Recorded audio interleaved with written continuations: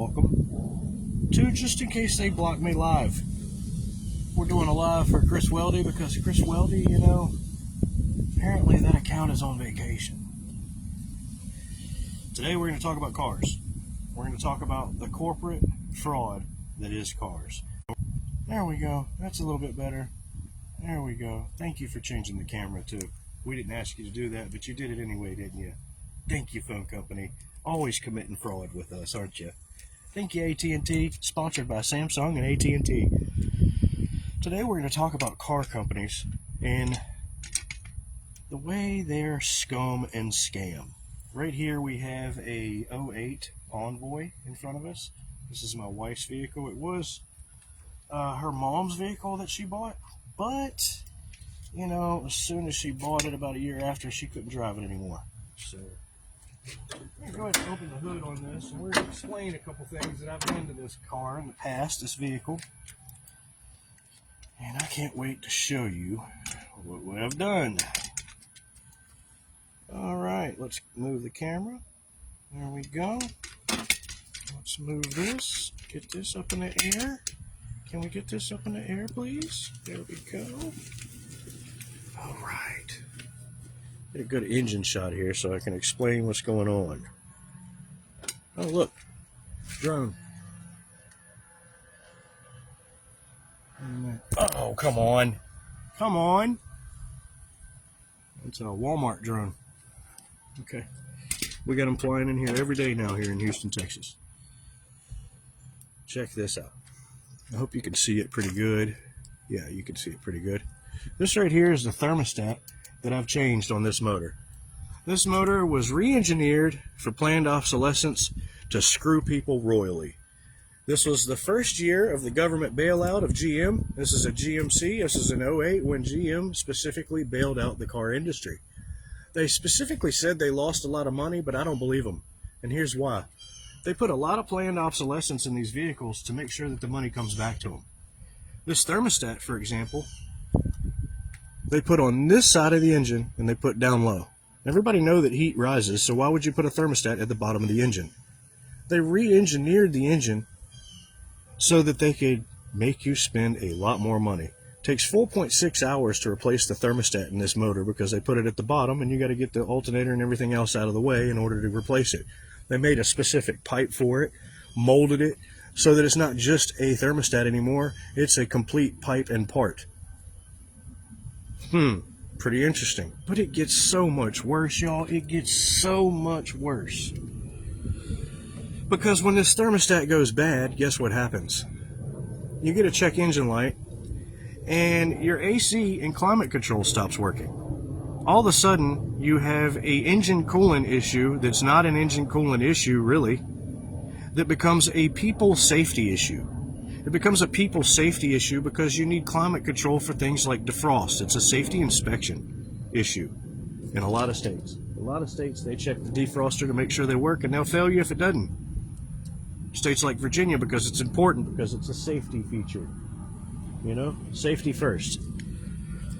So when this thermostat stops working, what this thermostat does is it cools the water in the radiator. It basically stops the water from cycling so that it can cool off in the radiator and then opens, or vice versa, so that the water could cool. That's a gate to shut and open to stop the water in the radiator so it has time to cool and then open it back up.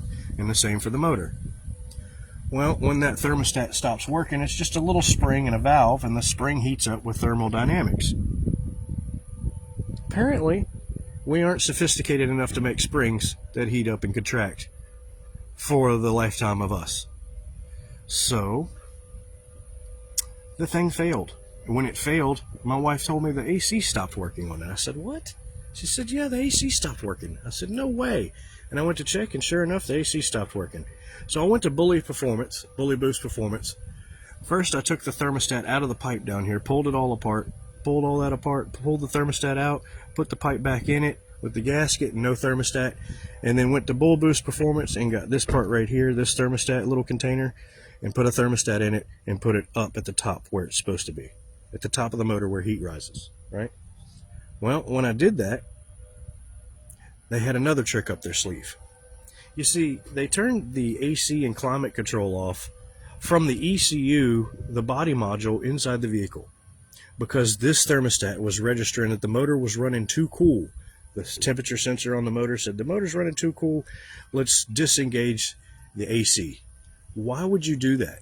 There's no malfunction in the motor. The motor's not going to hurt itself running too cold. That's the stupidest thing ever. So, I re-engineered this, put this thermostat up here, and chose, I think, what did I choose? A 185 thermostat, I think, from like a Chevy, like a 350. And it didn't work. It worked, but it wouldn't, the AC would periodically still do the same thing and not turn on, because the ECU in the vehicle is programming it not to turn on because the engine's running colder than the allowed parameters. So they set the parameters in the ECU for this thing to run colder, and if it does run colder, they set parameters in the ECU. If it does run colder, then it won't run the AC, it won't run your defrost, it won't run any of the climate control. That's a safety hazard, first and foremost. It's a safety state inspection hazard specifically. But it's a planned obsolescence issue because they want you to spend 4.5 hours on labor for somebody to replace this $60, $70 design part that probably costs $5 or $6 to make. Okay?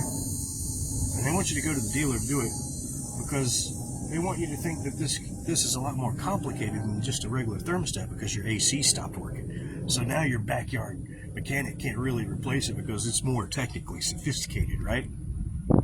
This is planned obsolescence. This is antitrust, and this is fraud from the automobile companies. This is fraud because you're designing something to fail, and it's directly involving safety issues when you do it.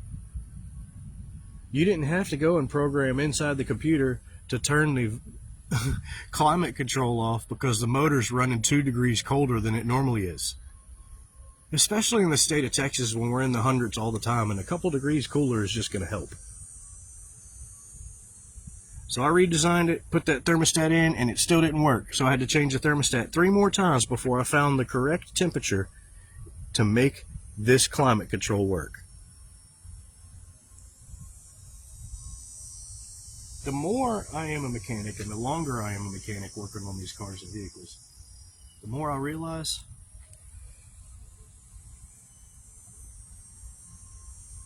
it's all designed to fail. It's all designed to fail. What they've done here in the past 30, 40 years of our life, I'm 50 years old, is they've turned corporate America against all of us. Corporate America is now the domestic terrorist against all of us. And I say that because our lives have enough problems as it is. We have to pay taxes. Every time we go to do something in our lives, we have to pay something out of our pocket. It's not about love anymore. It's not about care. They took love out of the equation when they invented the money system. People don't do stuff for love typically anymore.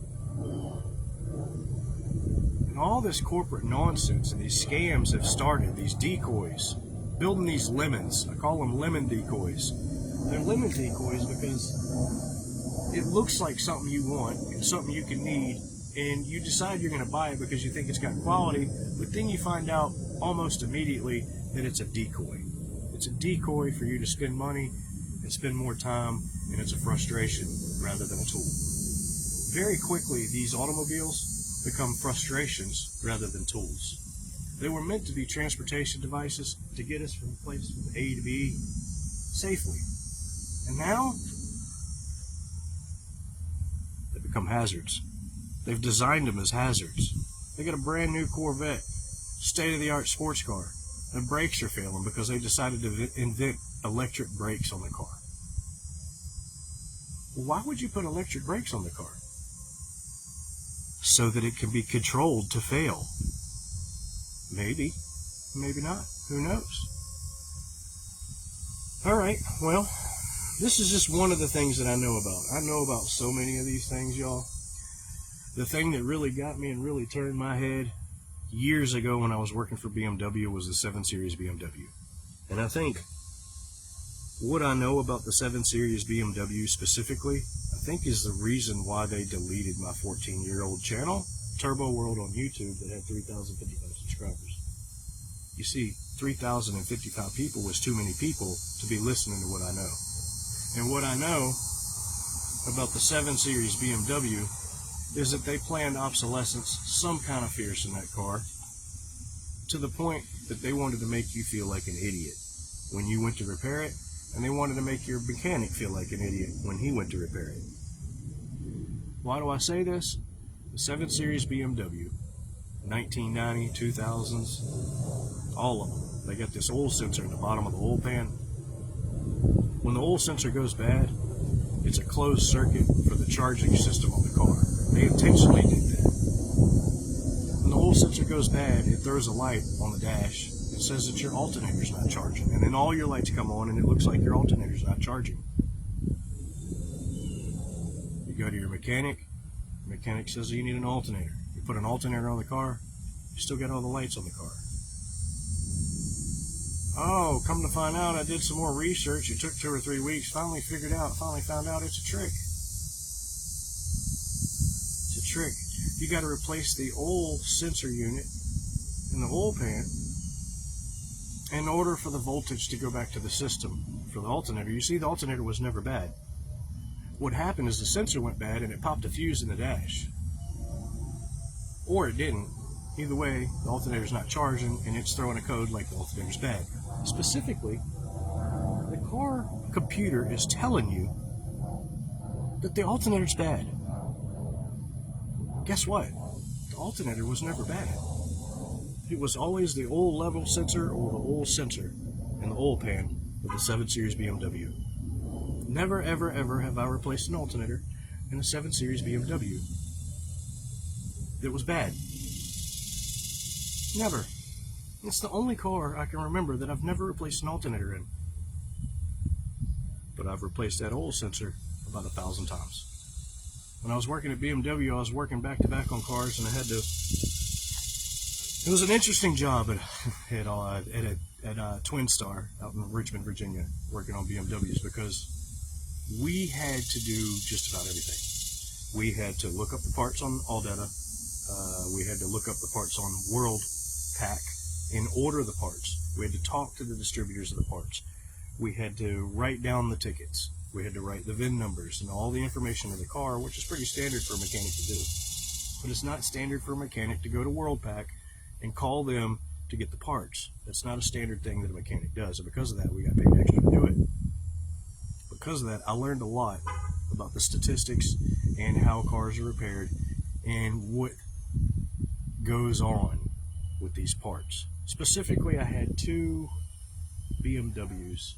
What were they? I think they were 325s. One was, they were 325s. I can't remember if one was a convertible or if they were both sedans. Anyway, back-to-back VIN numbers. I'm talking 1 and 2 in the VIN numbers. Back-to-back. All the other VIN numbers the same, 1 and 2 digit. 1 digit separated.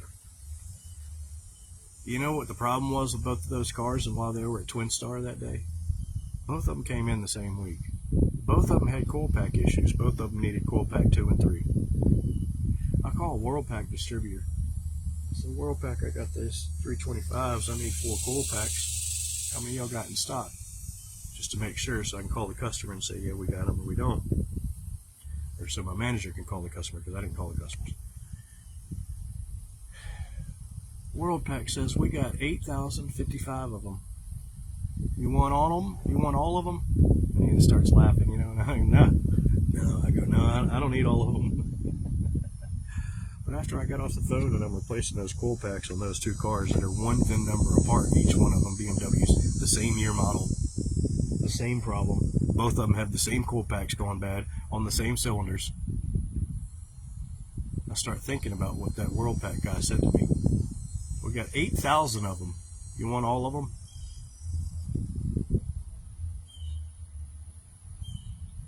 8,000. Y'all planned for this. Bigger than shit. I mean, y'all really planned for this. I feel violated, dude. I feel like I can't trust anybody. The more I give my money out, the more I see lies, dishonesty, antitrust with these corporations that are supposed to be developing tools for us and quality for us to make our lives easier. And what they're doing is they're planning a back door to fuck us. Every one of us. And they do it every day. Every day we have problems in our life. You know, this world is full of problems. And every day our problems are compacted by these corporations fucking us. Let's say you have a death in the family and you've got to go to a funeral. This just happened. This just happened to my neighbor. You got a death in the family and you got to go to a funeral. You got to go out to Dallas from Houston. You know, it was a tragic thing that happened to cause the death in the family, and it's just a real bad time. You go load up to get in your vehicle to go to Dallas, and you don't even get out of the driveway, and your brand new Ford Raptor doesn't have any brakes. Now, I don't know if this is exactly how it happened, but I'm paraphrasing. My buddy calls me when I'm online. I was actually making a video and screen video recording when it happened, so you might actually see the whole thing go down from a couple days ago if you see the video. Andrew calls me and he goes, or he didn't call me, he texted me, he goes, "Hey, you at home?" And I'm like, "Yeah." And he's like, "Hey, can I use your bench vise?" "Absolutely. Come on over." He comes over with his master cylinder off his Raptor, a brand new one, and he's bench bleeding it. In the meanwhile, I'm just rattling off all kinds of conspiracy stuff to him, you know, and I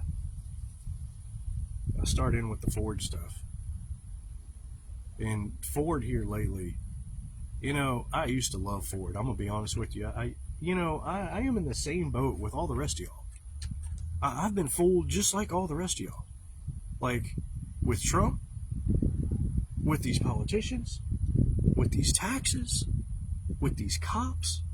I've been fooled, all of it. All of it has fooled me. With the religions, all of it has fooled me. Until now. I thought they all had my best interest at heart. All of them have one thing in common. They want nothing but money. They don't give a shit about anything else. They want money. And they're going to get it any way they can, no matter if it's criminal or not. So why am I making this video today? To tell you about this, to put my life in jeopardy, to put my life at more risk with these automobile companies, when I'm already at risk with Freemasons and Jews. I'm already at risk with, what else do I talk about? Government officials. I'm already at risk with the phone companies. Why would I put myself at more risk with the car companies? Because the car companies is what I started talking about to begin with when they started censoring me the most. And it's what I know about the most. And it's what I know like the back of my hand. I can build any one of these cars from the ground up. And I mean from the ground up. As long as I have the parts to do it. Now, I can't make these parts most of the time, but I can make some of them from scratch. I can't make all of them. It saddens me that we have so many engineers in this world and so many corporations in this world that are so proud of what they make when there's nothing to stand on for the pride. There's no proof of anything to be proud of. We don't need more problems in our life when we have consistencies of problems. But the manufacturers seem to think that we need more problems in our life. This Jeep behind me has 2 batteries. That Jeep behind me has an oil cooler inside of it, and that Jeep behind me has a bunch of plastic on the top of the motor, and that same motor's in 21 other vehicles. And every bit of plastic on the top of that motor has to be serviced at least every 4 years. You know how many state vehicles have that same engine in them from Dodge? A lot. So now, Uncle Scam says we're going to use Dodge as state vehicles. Well, Uncle Scam has just now accrued planned obsolescence from Dodge. They got to do valve cover gaskets every 3-4 years. They got to do oil cooler gaskets every 3 or 4 years. They got to do full service from the valve covers up, intake and all. Pull it all off and service it every 3 to 4 years. I've done several of them.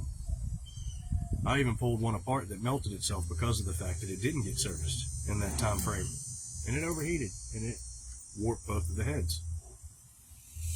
And we pulled it all apart we had tables full of parts on this thing and put it all back together. It warped heads, man. when you have a lot of problems in your life and you're guaranteed to have a lot of issues and a lot of inconsistencies, you don't want your cars and your purchases to be another part of the problem. You don't want them to add on and snowball your problems, and they always do. They always do. Now my buddy Andrew over here got to go to a funeral, and now all of a sudden he's hustling to do a damn master cylinder job before he goes to Dallas, before he goes on the road for 4.5 hours with his whole family. A brand new damn truck. Do you know how many things he's had to replace on that Ford Raptor so far? I took him to his first time I met him. First week he was here, I took him to the auto parts store to get a blend motor for the damn thing because he said the heater was running. It was 100 degrees outside and his damn heater's running his truck on the way home. I can't imagine how frustrated he was. $80,000 or something like that, brand new, and that shit fails almost immediately. It's just like the pool guy's truck that I replaced the water pump over here, Innocent. I replaced the damn water pump on his damn truck, the FX 150 or FX 250, whatever it is. It wasn't a year old, had 60,000 miles on it, and the water pump was digging into the front of the block. Alright, so we're going to get on to Ford, and we're going to show you some more things that we know about Ford. We're going to close this beast up. Ford has been doing some shit, boy. And they all have. They all have. They all have been guilty of trying to build lemon decoys that create money and problems. They don't care about helping you. If they cared about helping you, they'd make quality. It's funny that I have this car right here that I've built from various other parts of various other cars that I know last. And because of that, I don't have to repair stupid shit like this week after week after week on this car. I don't have to. Not only that, this car makes 505 rear wheel horsepower and 449 foot-pound of torque off of a 4-cylinder and gets damn good gas mileage doing it. It's been running like that for 10 years. 10 years.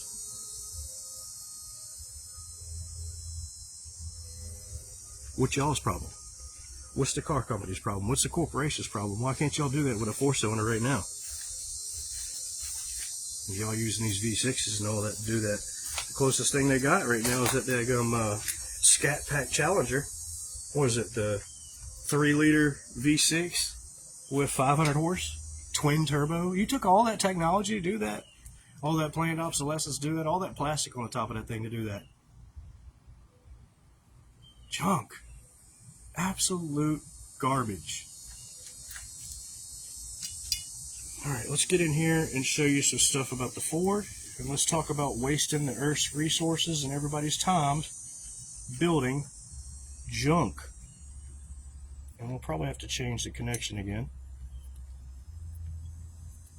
Oh, my phone decides it's not going to do it because this junk.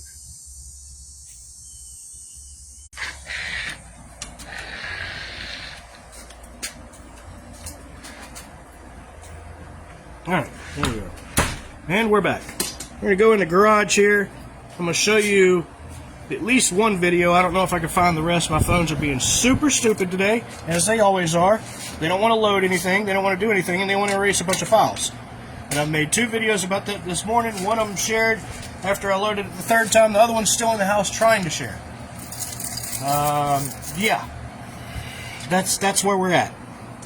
That's where we're at today. So we got planned obsolescence in the phones, and that's a frustrating event when you're trying to make videos. It's just like trying to get in the car to go somewhere. You're trying to make videos, you're trying to upload stuff, and then, hold on, stop. Let's wait for them to do what they want to do to you so they can piss you off, so they can have fun and put a smile on their face, and when they're done pissing you off, then maybe you could share the video. Bro, this shit's unreal. I was showing Andrew when he was over here the other day, I was showing him this phone right here. I was like, I could show you 300, 400 things and you won't believe me. You'll think I'm fucking crazy. And so I pull up the phone. I'm like, for example, this phone right here. I try to type on it. I type 1 digit. I go into Facebook, 1 digit. It locks up. It won't type anymore. He's like, what? I was like, yeah, look. I'll show him. 1 digit. Let me type some more. Typing, nothing. He's like, that's weird. I said, I know. Let's go to Instagram. Typing, 1 digit, can't type anymore. He's like, what? It's like, yeah, I bought this at Walmart 3 years ago, put it on my Wi-Fi, it's been working great. And then, last 6 months, they just decided they were going to take typing privileges away from me. Man, they're poisoning the shit out of me, bro. Can't even hardly talk.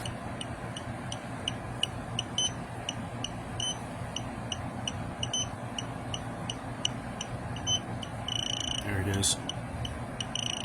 Yep, I knew it. I could feel it. Yep. You can't even talk about this stuff without getting poisoned. That's how bad it is right now with these decoys and these corporations that are tyrants and bullies. So what do we do about it? We sue them for antitrust. And if the lawsuits don't work and justice won't prevail, then we take the next step, which is the constitutional end-all be-all, and you know what that is. The militia. That's what we do. That's the end-all be-all. That's all it is to it. I don't know what else to do. Do you? Do you have any ideas?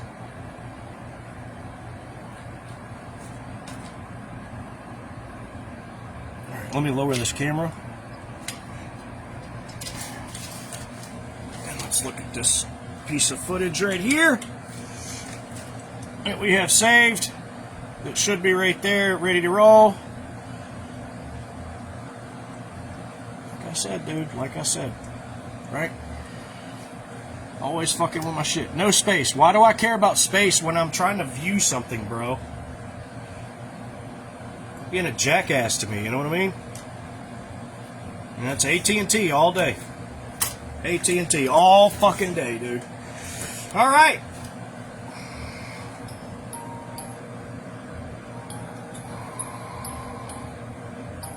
We can't even get the video to play, right? Okay, here we go. Ford can now stop some vehicles starting, even with the key. The price of being popular, given that Ford is one of the best-selling brands in the U.S. It is no surprise that the F-150 is also among the country's most frequently stolen vehicles. So what they're doing is they're saying they're disabling the key if they think your shit's stolen. That's pretty fucking convenient, right? What if it isn't stolen? They just don't like what you posted on Facebook yesterday. What if it isn't stolen and they didn't like what you said about Elon Musk, the richest man in the world? Now, what else is interesting about that is, and we're talking about broke stuff, and look at my look at this, all this broke shit around me while we're talking about broke shit. It's so funny. Now, if you go and replace a taillight on a Ford, oh, it's going to cost you anywhere from $1,500 to $2,500 to replace a taillight on the back of that pickup truck. Why? Oh, because it's got sensors in it for the camera. Oh, they're very specific and very fragile. No, that's not why. It's because they want you to pay a bunch of money for their technician to go in with their scan tool, their proprietary scan tool, and press a button. He hooks the tool up, he presses a button, recalibrate, send, exit, done. New taillight in, $1,500 later.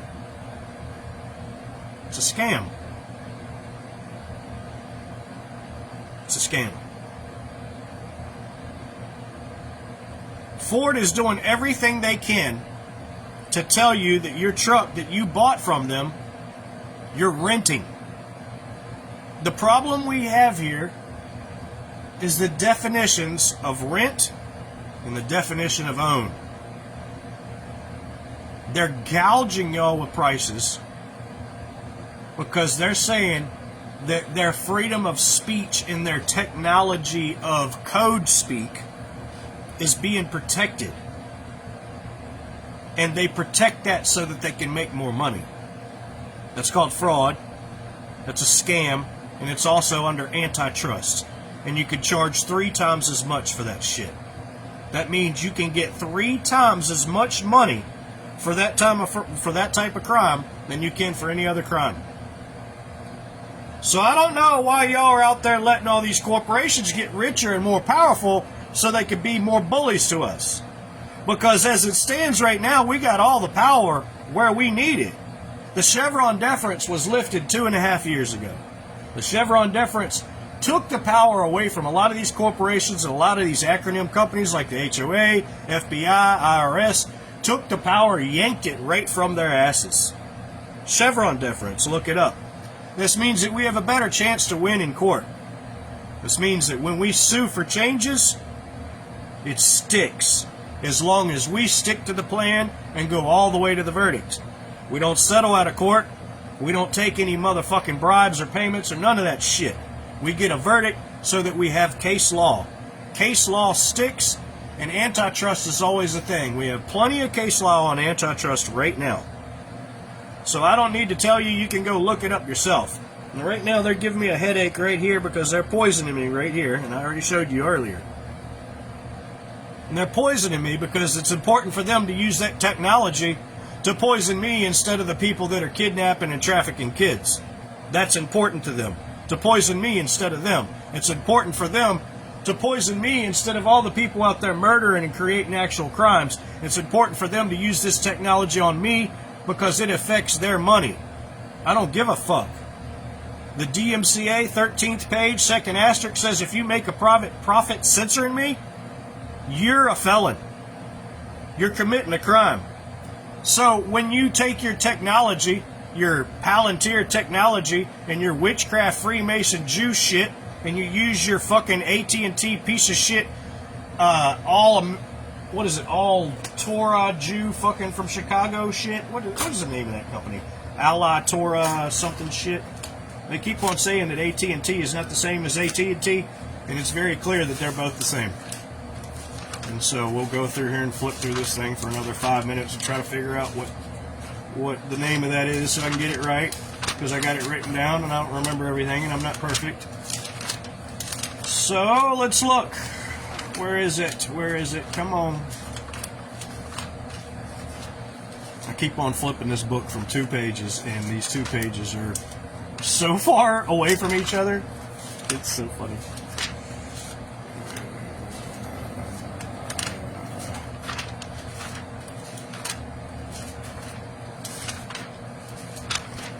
Bro, it's not that far back. Come on. Really? There it is.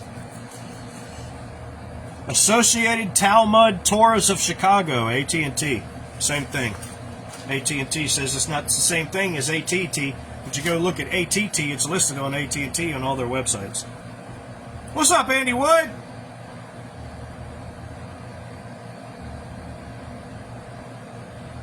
Couldn't add a guest. Was unable to join because of technical issues. That's fucked up. I just invited you, Andy. They said, no, I couldn't invite you. I'm going to screenshot that shit. That's bullshit. We all know that's bullshit. You're doing some TikTok bullshit on us, huh? Face crook? Doing some TikTok bullshit? Yeah, we're going to screenshot that. That's cool. We got it. We got it. Screenshot. No problem. Sorry, Andy, they won't let me add anybody as guests. Apparently I'm not important as everybody else talking about the same stuff. You know, they let these gatekeepers talk about this stuff because they can corral them. That's why they give them fame. They can't corral me, so they know better than to give me fame, right? Here's the quick end-all of all of it, okay?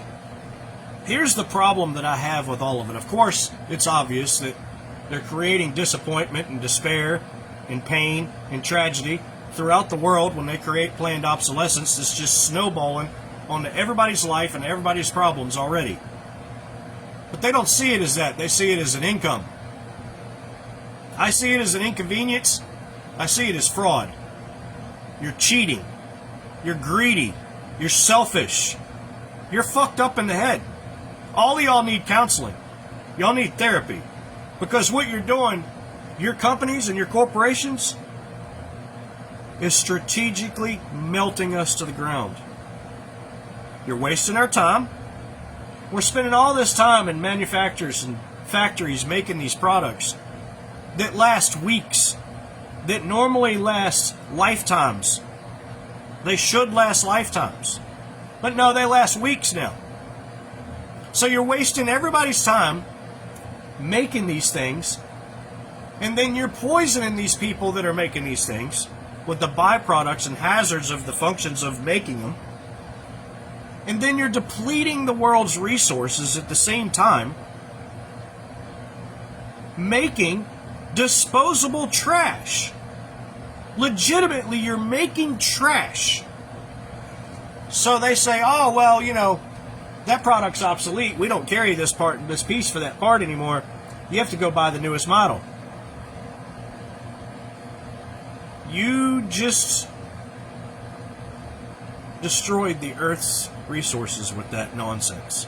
Every time you get upgraded from one model to the next because they don't sell parts for it anymore, they're thrashing the Earth's resources, y'all. Thrashing them. So who's going to be the person that sits back and goes, you know what? I think our company's made enough money. I think we've made enough profits now that we can actually go back and start doing good. We can actually build stuff with quality that lasts. We can afford to do that because we've made so many profits along the way, like Walmart, every year for the past 20 years, making all these profits. And not giving anything back. Not giving back to their employees, not making quality better, not making their store better. No, they're just making espionage better. When you go into Walmart, there's all this shit in the ceiling espionage in it. Just like in the courtrooms across America. Just like in the toll booths across America. Go through the toll booths, you got all kinds of espionage going through the toll booths. The toll booths aren't even supposed to be there. They were supposed to be removed 15 to 20 years ago. They were supposed to be temporary. You got all this antitrust, organic lies, bro. All this dishonesty from the same group of people that keep on renaming and renaming and redoing and redoing and redoing and wasting all of our times and our jobs designing crap that's junk that's just going to be in the trash can at the end of the year. Now we got a trash industry that's the highest paying industry ever in America. The trash industry. I'm serious. Go look it up. It's a big deal. It's a huge deal. Now the trash industry, they have to invest the most money ever now to junk all this junk because they don't have nowhere to put it. This is like a giant snowball of fuck. Why are we buying or participating in these products? John Deere, the worst. The worst, bro. You got farmers that are literally making food. A farmer's job is awful. It's absolutely awful. Let me tell you why.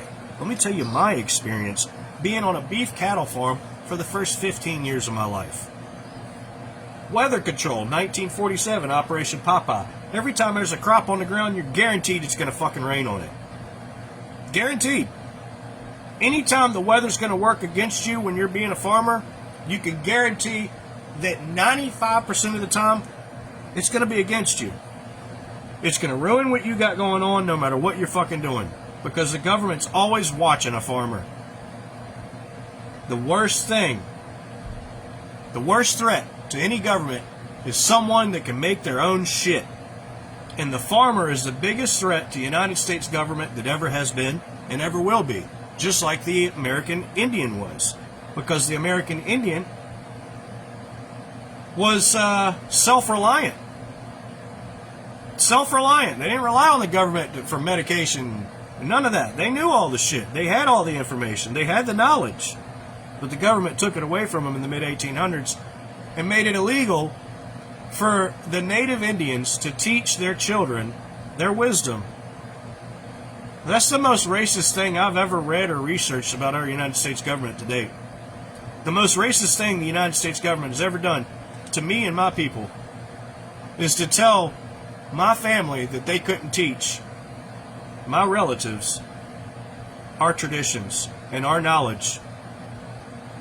That right there should let you know that we're not in a free place. We're not in a free land. And everything that we got right now, we're going to have to fight for in the future to keep. And we're going to have to fight to keep it running and keep it well and keep it operating. Because planned obsolescence, because greed, because selfishness, because money. Harley Davidson is another one. They're horrible. Horrible. Pretty funny how a lot of veterans, they come back and they get Harley Davidsons, like this veteran right here. And they get Jeeps, like this veteran right here. And they have fuck all no clue on how shitty the quality is on all that shit that they're buying and spending money on. They went across seas to fight in a war they know nothing about. They can't control anything that they do. They just have to follow orders. If they're told to shoot somebody, they have to shoot somebody. They can't make up decisions for themselves. They're not independent. They're not free warriors. And they come back home after fighting, after putting themselves in such terrible situations, right? They come back and buy these products like this that'll barely start.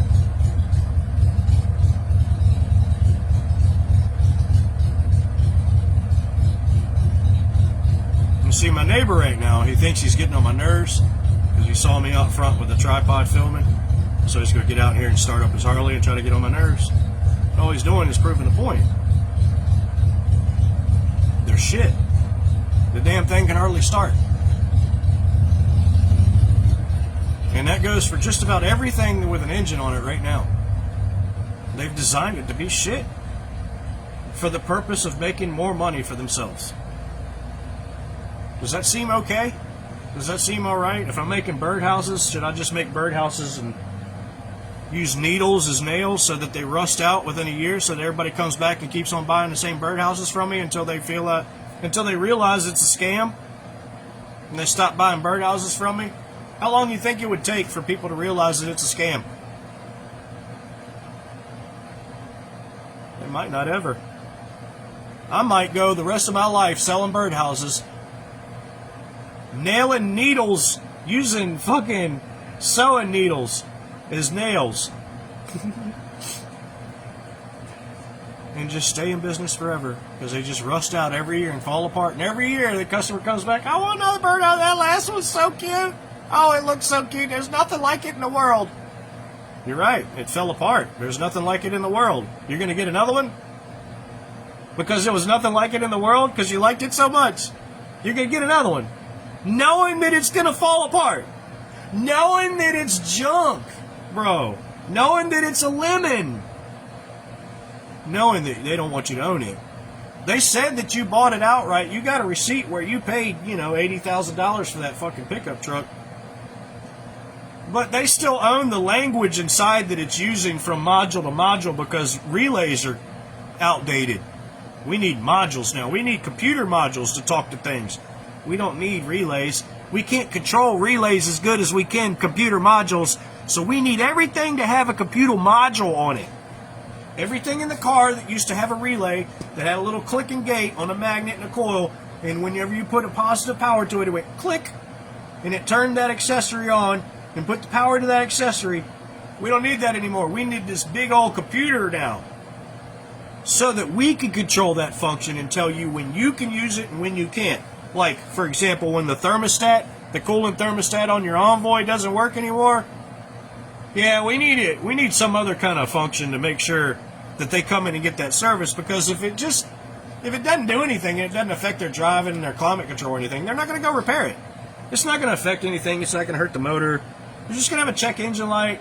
Half of the people are going to go to the shop and repair it, and the other half are going to say, screw it, we're going to drive the vehicle for as long as it'll drive, because we ain't got money to fix it. Because we're living day to day, because they're taxing everything and registering everything, and on and on and on and on and on and on and on from the same people. From the same group of people, mind you. Just stacking problems on top of us with everything we buy. Everything we buy, they're stacking problems on top that are hidden. And we get to find them out along the way as we own them. And as we own them and we find out the problems along the way, they say, you know what? You didn't own that. You were renting that, and you have to pay me more to put this encoder in here and talk to this and just hit a button to switch it off. We made that happen. We made that language happen, and we own that language. And because of that, you got to pay us and only us. You have to go to the dealership. You have to go to the dealership.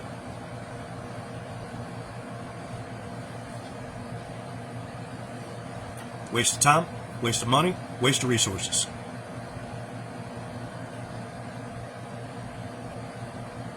In each one of these companies, I want to know who they have or what department they have that strategically outlines things for the future.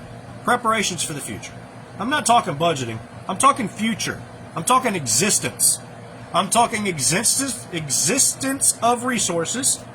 I'm talking existence of us. If you go and make a shit-ass Ford product for 20 years, and you mine all the iron out of the ground, and all the copper out of the ground, and all the things that you need to make this shit-ass Ford product for years, and they're all shit, and you make them all obsolete, and you burn them back in the melting pot, and you reform them and rebuild them again, it's never going to be the same. It's never going to be as strong. It's going to be impure. It's going to be heavier. And it's going to be weaker. That's why I buy Volvos. That's why I buy old Volvos. Old Volvos use virgin steel and virgin aluminum. That means it was cast once. And that's the first time it was cast. It wasn't a bunch of Kias melted in a damn kiln or a big old vat and then formed into a Volvo. Or it'd be 2 times as heavy and 3 times as weak. It'd be porous metal. It'd suck. It'd have all kinds of impurities in it. It'd be weak. It'd be inconsistent. Well, I want to know what they call the person in each one of these corporations that plans for the future existence of humanity. There should be a department in each one of these corporations in America, specifically. Y'all say we're the king. Y'all say we're the best. Let's start being about it and start talking about it less. We ain't the best of shit right now. We got a long ways to go. Long ways to go. And it starts with honesty within the story itself. Saying we're the best of everything is a lie. Because we're not. Let's face it, we're not. We're the worst of a lot of things right now. And it's not we as in me and you. It's we as in Uncle Scam who reigns above us in these corporations. These terrorists, they're domestic terrorists. These corporations that are providing antitrust to us are terrorists. I want to know what the department is in each one of these corporations, what the title's called, what the department's called, that makes sure there's a future for humanity and make sure that your industry doesn't strip it away from us. Is there such a thing? I don't think there is.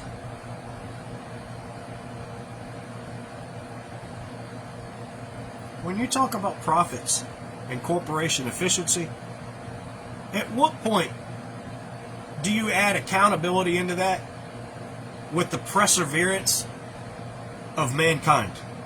At what point do you factor into the budget of your business proposal, this is how we strategically made sure that we weren't stripping the earth of all its resources so that 5 more generations can live past what normally would have lived the last way we were doing business?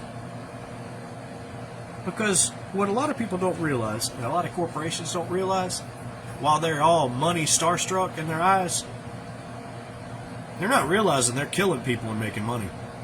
They're not killing people right now. But over a period of time, there's going to be people that won't have resources when they're born because these companies stripped it off this land. Why? To make money, to line trash cans. And the whole entire time, hundreds and thousands of people followed them and worked for them and did these things and bought these things. And no one stood up and said, man, that's not mankindness. That's fucked up. That comes from an evil place, and that needs to go to the garbage. And all those people that think that way, they need to go to the garbage. We need to get some good folks in here that build quality so that we're not adding to the mental state of depression of mankind, inventing all this crap. All this crap. And all you're doing is flooding the landfill and depleting all the resources at the same time. So many things would be affected positively if we would get on the right path with corporate America. But as it stands right now, corporate America is taking the government lead. And the government lead is however you can cheat them. However you can cheat them, however you can steal from them, however you can fool them. That's what we're doing. However you can fool them to make more money, that's what we're doing. However you can cheat them, lie to them, steal from them, it doesn't matter, just get it. Take it. Steal it. Rob it. Don't ask questions, don't ask them. Force them. Make them do it. Make them think it's a law. Make them think that we're in the right. I'm tired of it, bro. I'm tired of it. I'm tired of repairing these cars and watching these bullshit strategic things happen and unfold and then are affecting good people. They're affecting everybody around us. All of these things are affecting all these people around us. Let's talk about the effects. Somebody's depressed. They're having a hard time in life. People are beating them down. They can't post their stuff, their creations. They can't go to the museum and sell their stuff. They can't go to the Trader's Village and sell their stuff. They're getting depressed at everything that they're doing. They come home, they turn their TV on, and their TV breaks. They say, well, screw it, let me get in my car. They get in their car, the car breaks. They go down the road to get groceries, the groceries are expired they just brought home. How many of these events have to happen for someone who's already in a bad mental place for them not to exist anymore? I think strategically and scientifically it's been proven it's been over 500. You see that video by Dave Chappelle called Iceberg Slim? Iceberg Slim the pimp. He talks about these prostitutes. He's a pimp, Iceberg Slim is, and he talks about these prostitutes as workers. And he says they're good for 500 fucks. After that, their mind's gone. They're over it. They ain't doing it no more. And so you have to bring them back in the game. You have to trick them. And so they do elaborate things with these prostitutes to keep them in the stripping game. They'll stage a murder and make them think that they're involved in murders in order to keep them in the game. This shit's sick. It's awful.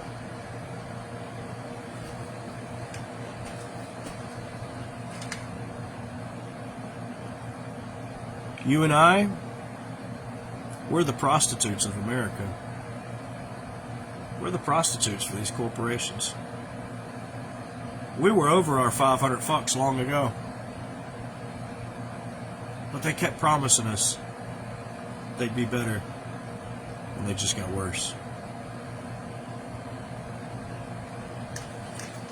So, I'm going to share a little video I made on Hey What Broke about this topic.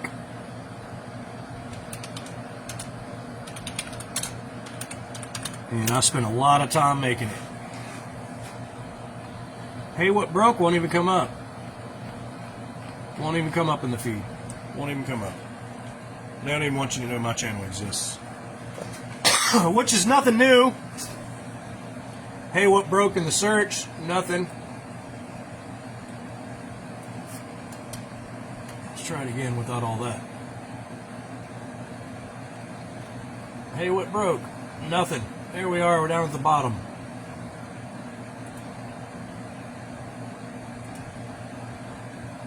Alright, let's turn some sound on. Let's get with it.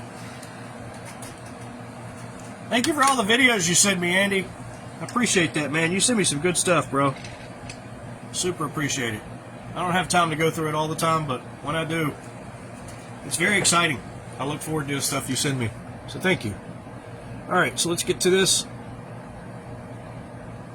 Repair. First off, let's talk equality and rights, and then get back to the beef and potatoes of this interesting conundrum.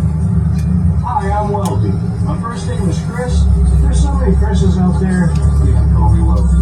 Welcome to What Broke. The Bill of Rights says we are all equal and no corporation is worth more than my liberty and guaranteed rights.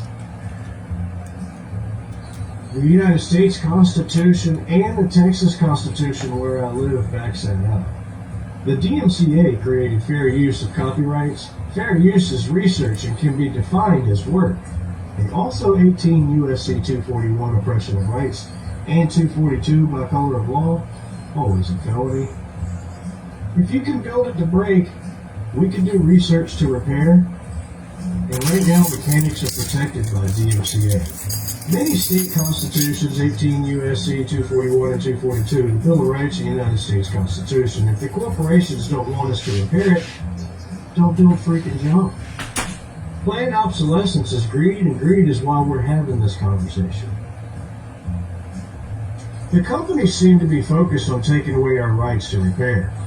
Ford, GM, Apple, Microsoft, Google, John Deere, Alliance for Automobile Innovation, Johnson & Johnson.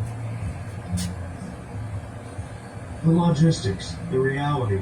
A dead tractor in the field, crops on the ground for harvest, a weak window to fight weather control since 1947 to get the crop up before the storm hits and ruins the crop. The dealer says 2 weeks to even get in line for repair at the dealer.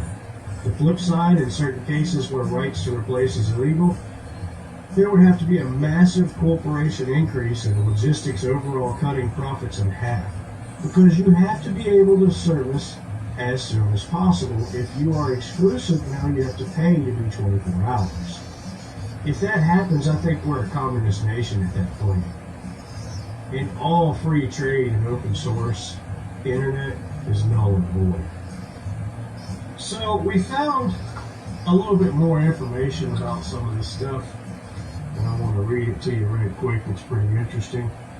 Well, corporations are fighting hard against the right to repair.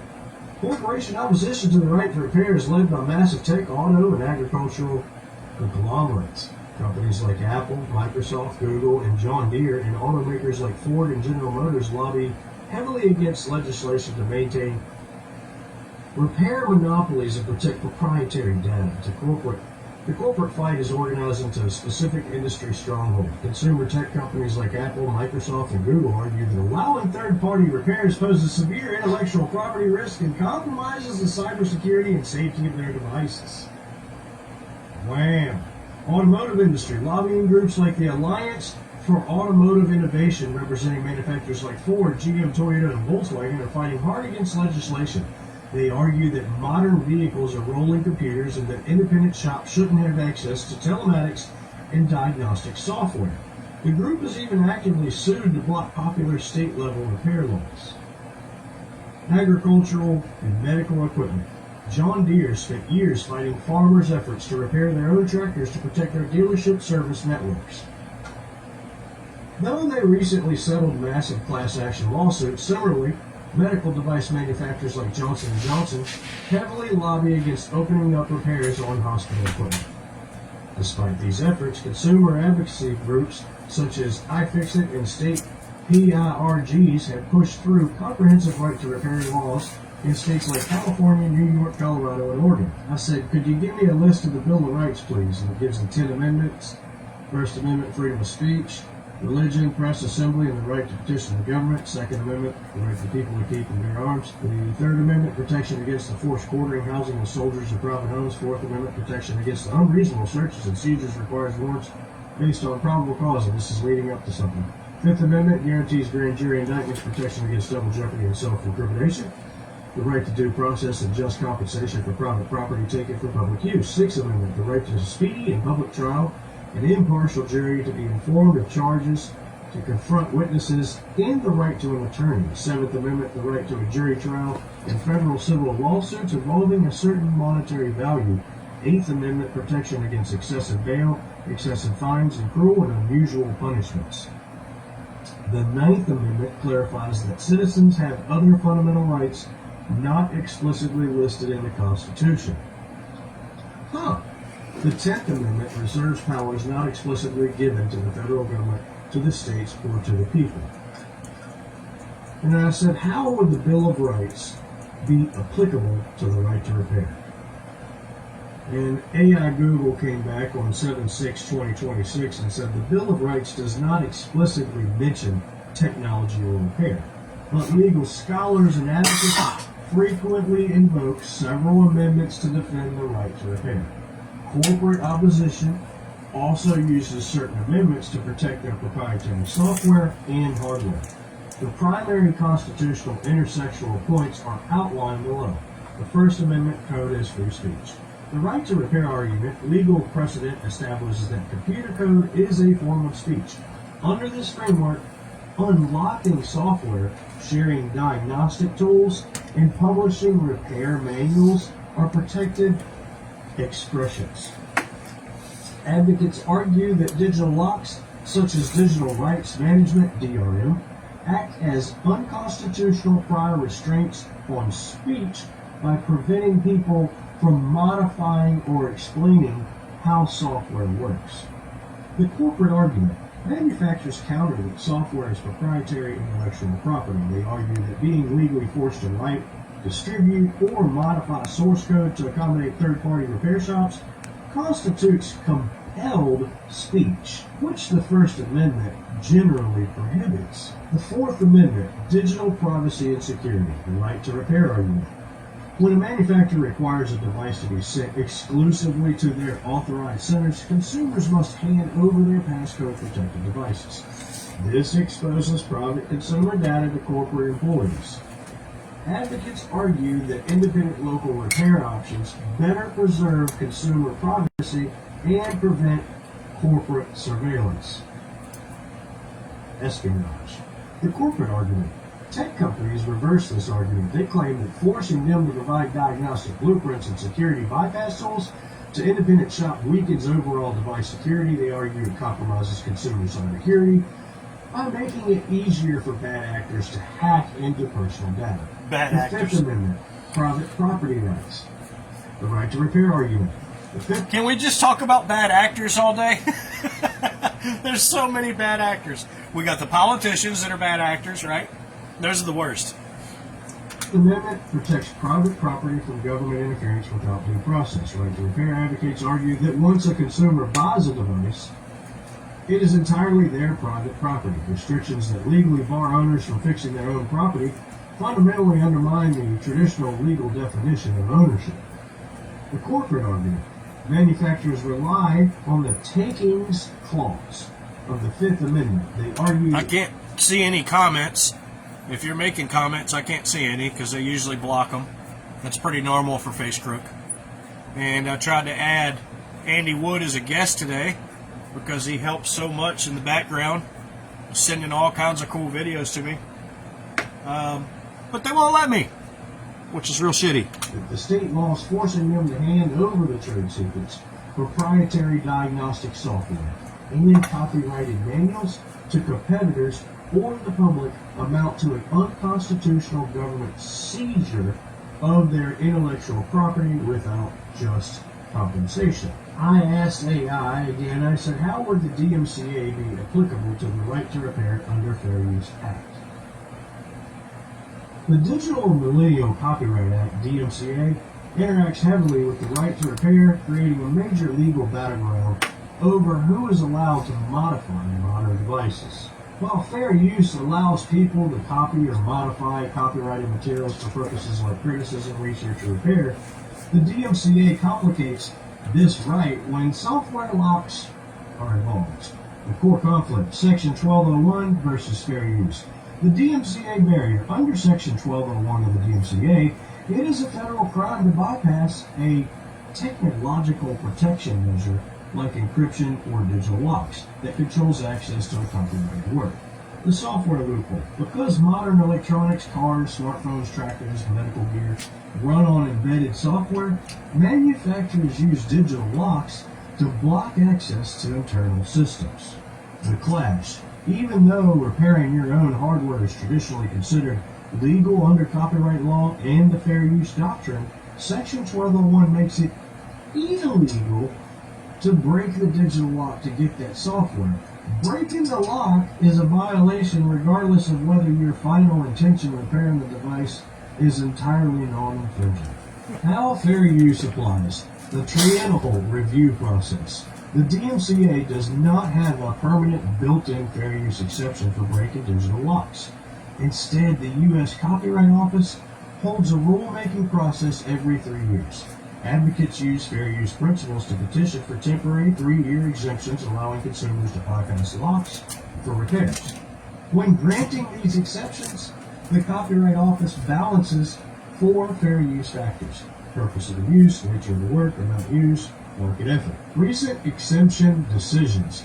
The Copyright Office issued broad DMCA right to repair exemptions covering vehicles and vessels allowing owners to bypass locks to access, store, and share telematics and diagnostic data. Commercial food equipment, allowing restaurants to bypass digital controls to fix things like commercial ovens and soft-serve ice cream machines. Remember the McDonald's debacle? Oh my goodness.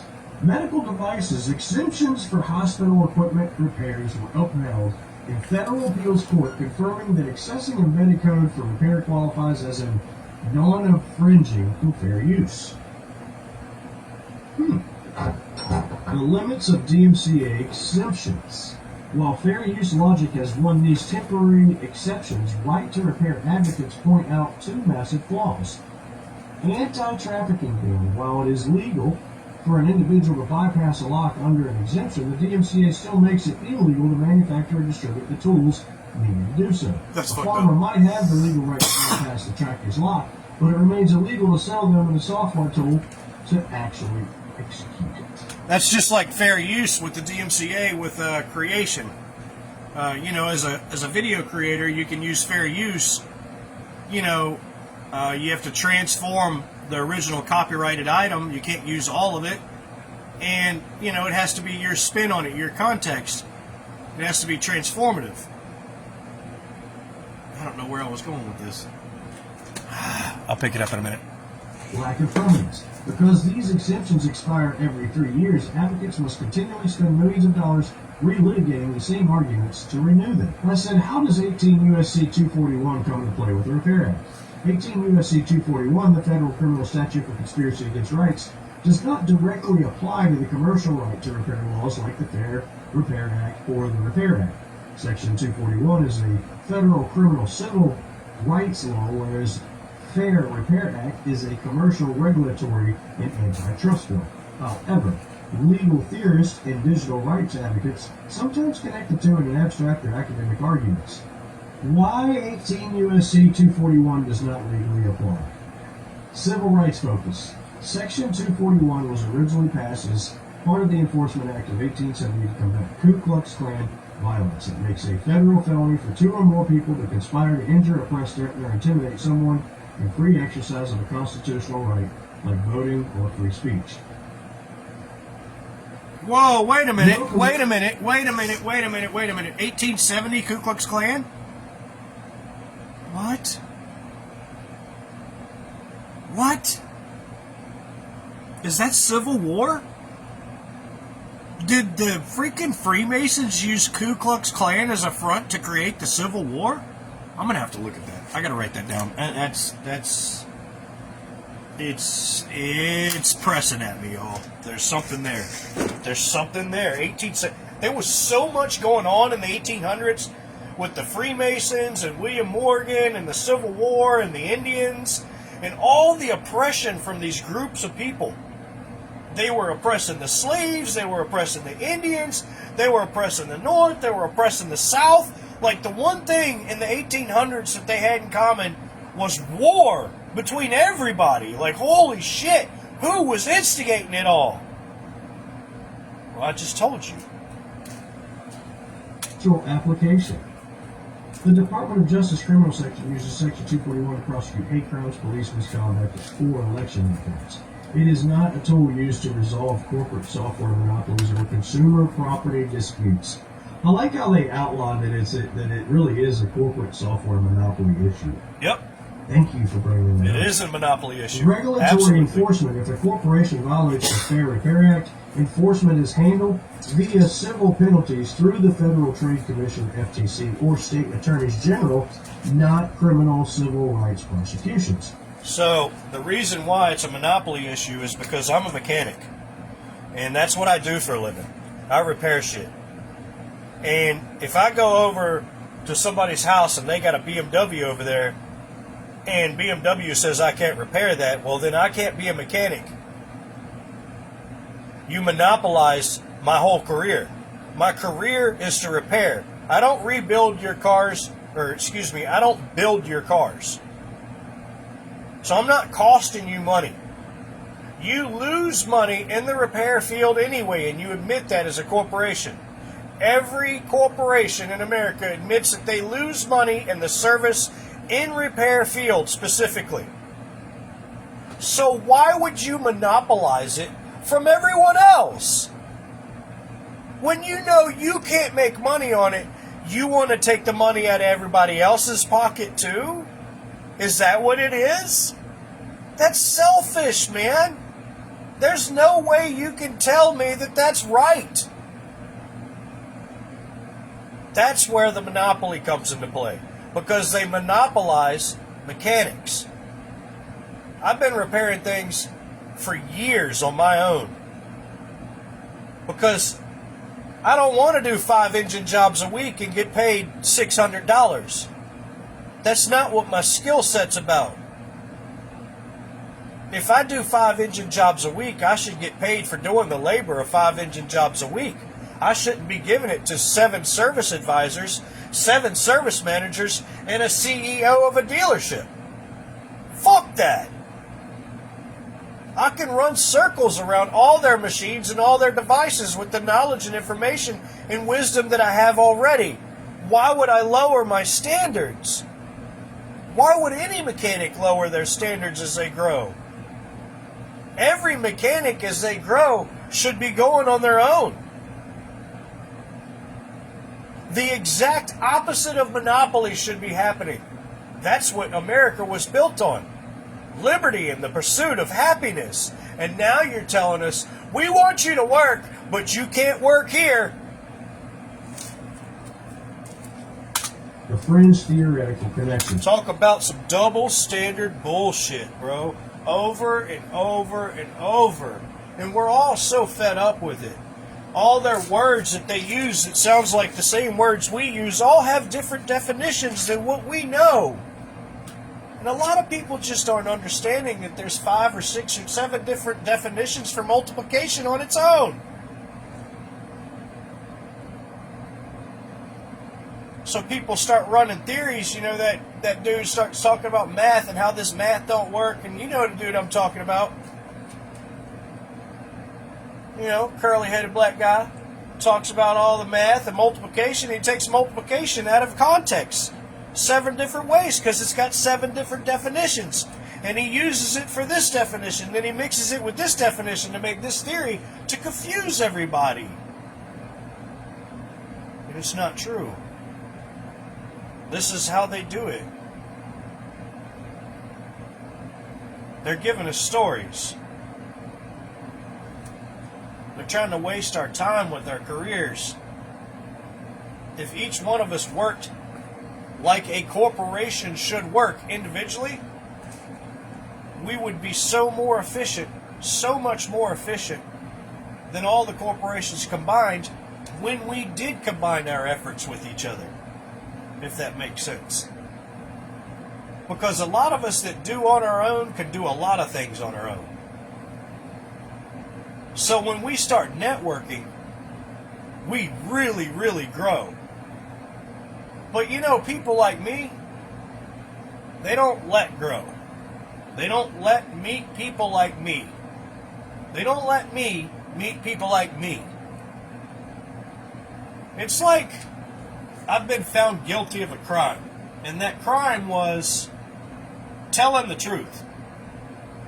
And because I'm not selling any merch, I'm not creating any free giveaway, well, then I'm just not useful to them. And because I'm talking about truth, well, I'm actually a hindrance to them.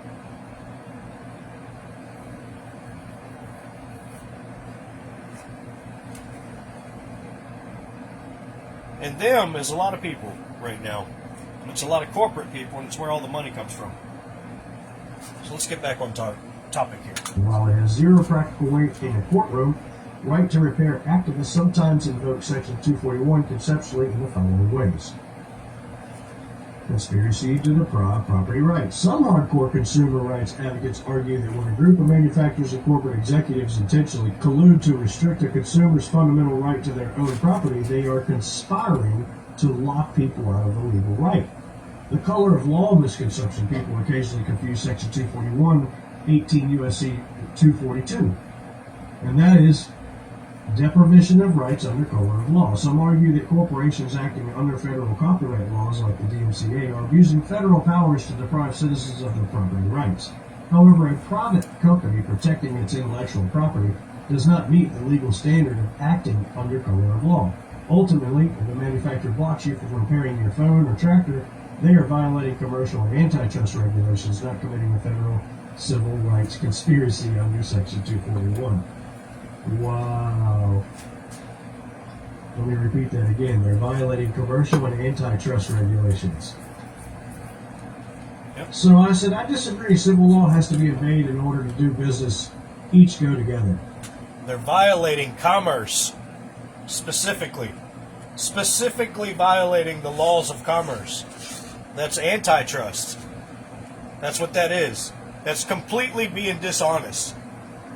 That's the crime of dishonesty. It's the crime that the government's responsible for all my life. It's the crime that all the corporations that run our lives, all the bills that we pay monthly, they're responsible for the same crimes.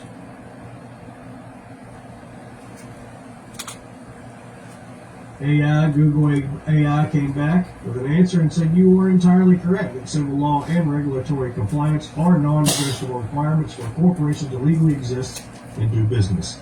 There is an absolute codependent relationship between a company's legal right to operate and its adherence to civil, commercial, and antitrust statutes. Right, but Google and AI will specifically, 9 times out of 10, try to tell you that they're not related like they just did in this chat.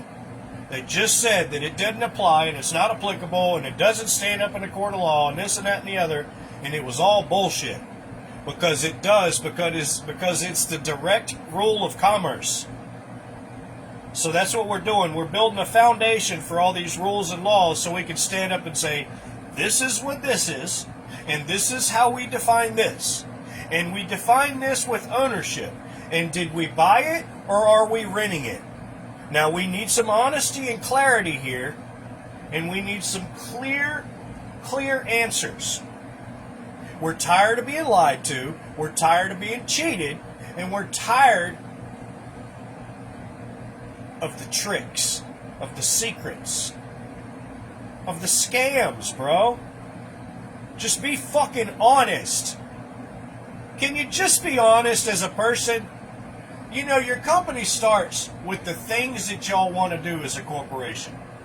The things that y'all want to do, you have meetings about every day, every other day, 1 time a week, how many times a month? How many times do y'all have meetings and say, we're going to trick them doing this? Why don't you start your meetings by not being a psychopath anymore? You know what a psychopath is? A psychopath is a person that expects different results but keeps doing the same shit. That's what a psychopath is. So why are these corporations training psychopaths? Bless you. A lot of sneezes. It's psychotic, man.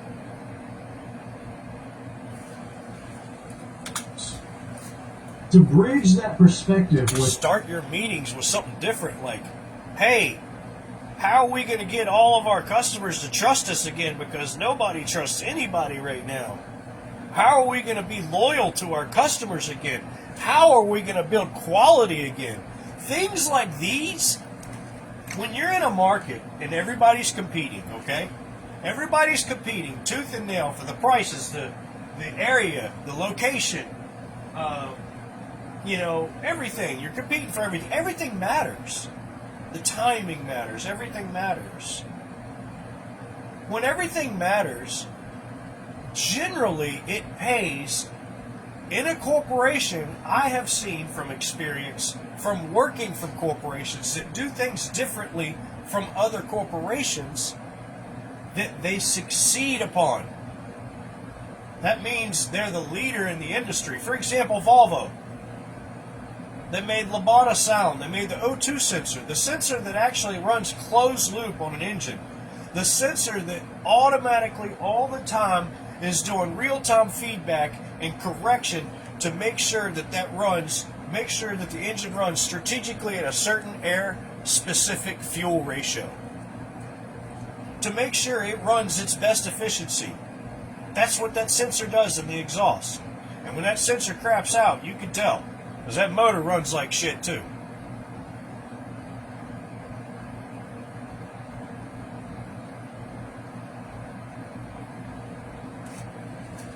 Legal mechanics of the right to repair. It helps to look at exactly how civil violations can cross the line into the territory you are describing, where corporate non-compliance transforms into illegal coordinated action. The corporate duty to obey civil law. A corporation's character is entirely dependent on obeying the law. If a company systematically violates civil regulations, it faces severe legal consequences. Consent decrees. The Federal Trade Commission, FTC, can force non-compliant corporations into binding agreements that legally dictate how they must run their business. So, if you're having meetings about how to strategically do this and do that to be a better corporation,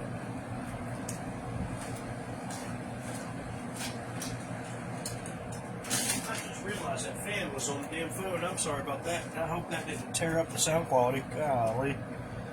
So if you realize that you're having meetings, corporate meetings about how to be a better corporation, and every time you're having a meeting you're talking about how to be a worse corporation, then what do you think the result is going to be of financially of the budget of your company, the overall results, when you're steadily having corporate meetings telling your own employees, hey, let's scam them this way this week. And then next week you have another meeting. Hey, let's scam them this way this week. And you're constantly telling your employees that you're lying to your customers. Why are you so sad to report that you got no earnings? That you're going bankrupt? You guys are all doing the same shit. Only you're lying about everything now. You're lying about your profits. You're lying about the bankruptcy. You're lying about you're not making any money. I mean, for goodness sakes, the United States government's talking about, we're the brokest we ever been. We ain't got no money, yada, yada, yada. And everybody that gets out of office is like $1 million richer. Every single one of them. They're $1 million richer. Each one of them independently. Go look. It's sickening, bro. What do you think we're blind? You think we're all retarded? You think we're all remedial? You think we don't see it? So, when you go in your corporation meetings, maybe try, just saying, I know, I'm crazy. I'm wild, right? I'm wild. I'm just saying, just an idea. I'm just going to throw it out there because I got a wild hair, you know? Just going to throw it out there. Just going to try it for a couple weeks. I'm just going to try it for a couple years. You know, because profits really are determined. You have to let them run their course. You have to let these things cycle into play. And it takes a long time for these things to run through their automated deal in order for you to get the actual results of what's happening. It takes a couple years for things to catch on and people to communicate with everybody and this and that and the other, yeah?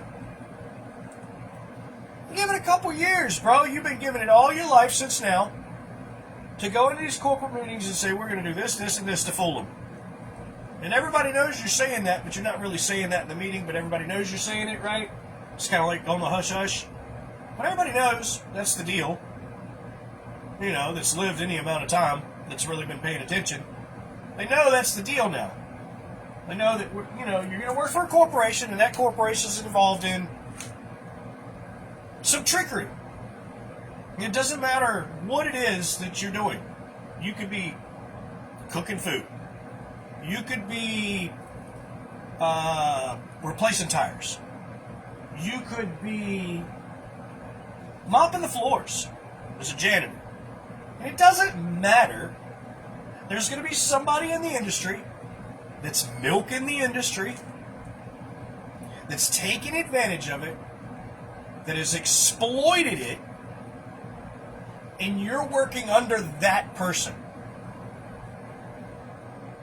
And it doesn't matter what it is. And we all go into these jobs every day so that we can deal with their financial situation and their responsibilities at the end of every day. And at the end of every day, we got the same people at our house, inside our homes, telling us we can't, telling us we won't, and saying that they can't, and saying that they need more money because that product broke again, or there's a new service fee, or and this. So what happened was, why doesn't America Corporation try something different for a change? Why don't you try honesty? Just try honesty. That comes from within each person in that company. Just try honesty. Just put honesty on as a damn, some kind of clothing. I don't know what honesty would look like as a cloth. I'm trying to think in my mind how I would imagine honesty if it was a cloth. It damn sure wouldn't be a suit and a tie, I can tell you that. That's the exact opposite. To me, that's the exact opposite of honesty, is a suit and a tie. That's the cloth of a liar.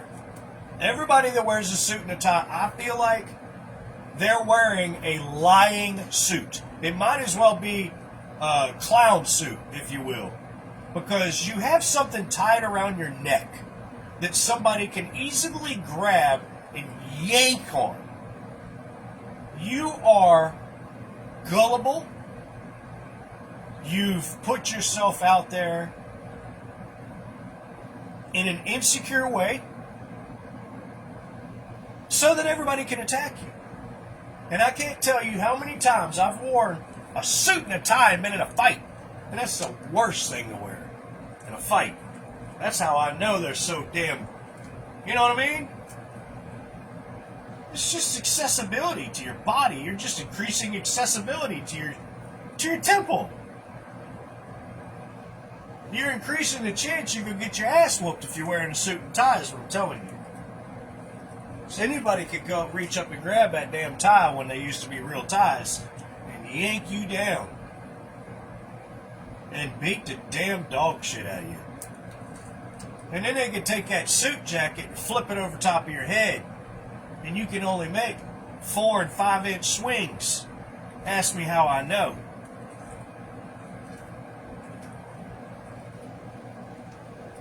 Still alive, aren't I?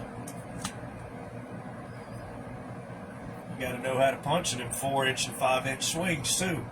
Good thing I knew how. Sometimes they don't expect the unexpected.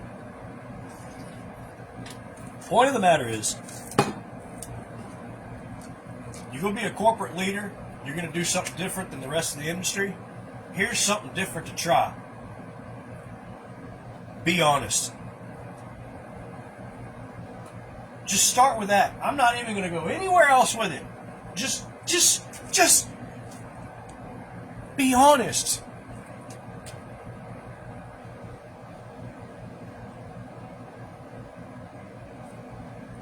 Just be honest, bro. How much does that cost you? And is it not supposed to already be a thing? Aren't you already supposed to be required to be honest? Like, why are we even having this discussion right now? Why y'all are making the decision to be dishonest? Why are we... Oh, man. Bro. And you got these people like Elon and Donald Trump that think they're gods, and we ain't even got a water pump out here that'll last 3-4 years on anything right now. We ain't got batteries that'll last that long on anything right now, unless you pay $7,000, $8,000, $12,000 for them and they're lined up on the bottom of a car. Well, then the technology's all different. But as far as the 12-volt batteries go for the cars, they're still the same they were in the 1970s. Okay? Still the same technology, lasts less as long, maybe half as long as they used to. Oh, but we got lithium this and blah, blah, blah, blah, blah, blah. Yeah, it doesn't last. It doesn't last. There's no quality in it. You've defeated the whole purpose of the tool by making it crap. You've wasted everybody's time in building crap. And when you build said crap, you wasted all the resources that you could have used to build something that was worth a damn, that wouldn't have stripped the world of all the resources to make this junk. And then we would have the capability to sustain life for hundreds and thousands of years after we're gone.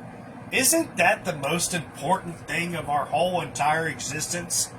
Is to make sure that we leave our bed better than when we fucking came? I mean, I don't know if I grew up in a different world, but I sure feel like it sometimes. Because everywhere I go, I'm trying to leave the place better than when I came. Every house that I live in, I'm trying to create landscape and make it better.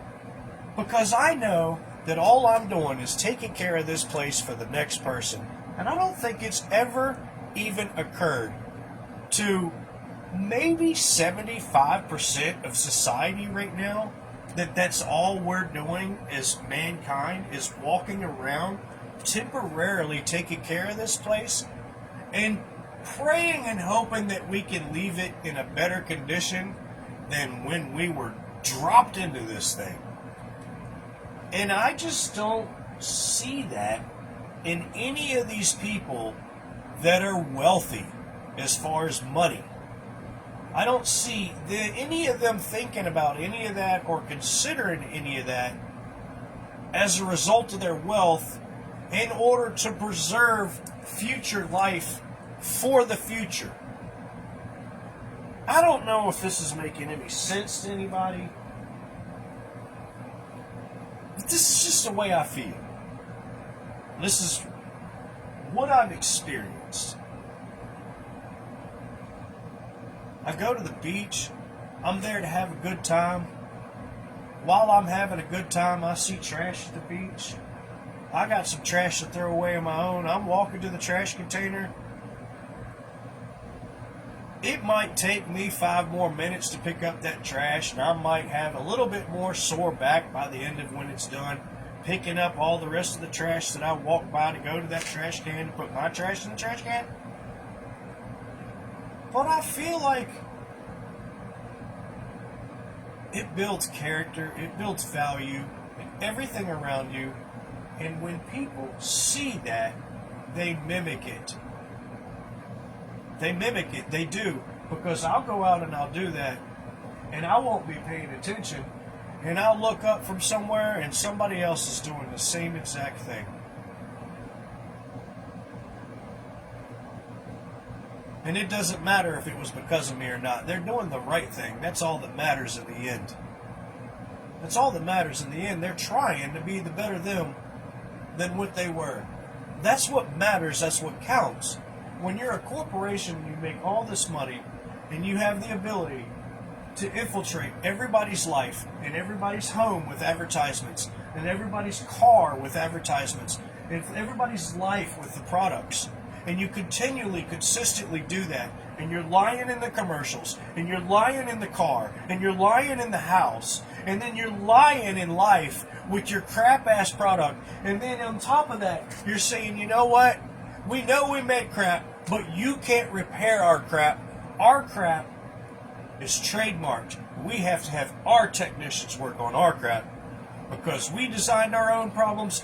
We work on our own problems, and that's all it is to it. And we know we design lemons, and we don't give a fuck about the society that you're in.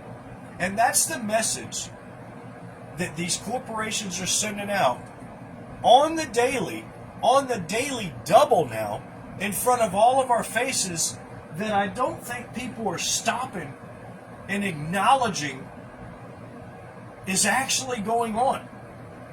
Because our pace of life has become so fast with all the other encroachments, violations, and espionages of all of our liberties combined, that we're awestruck to centralize on one when there's so many to talk about right now?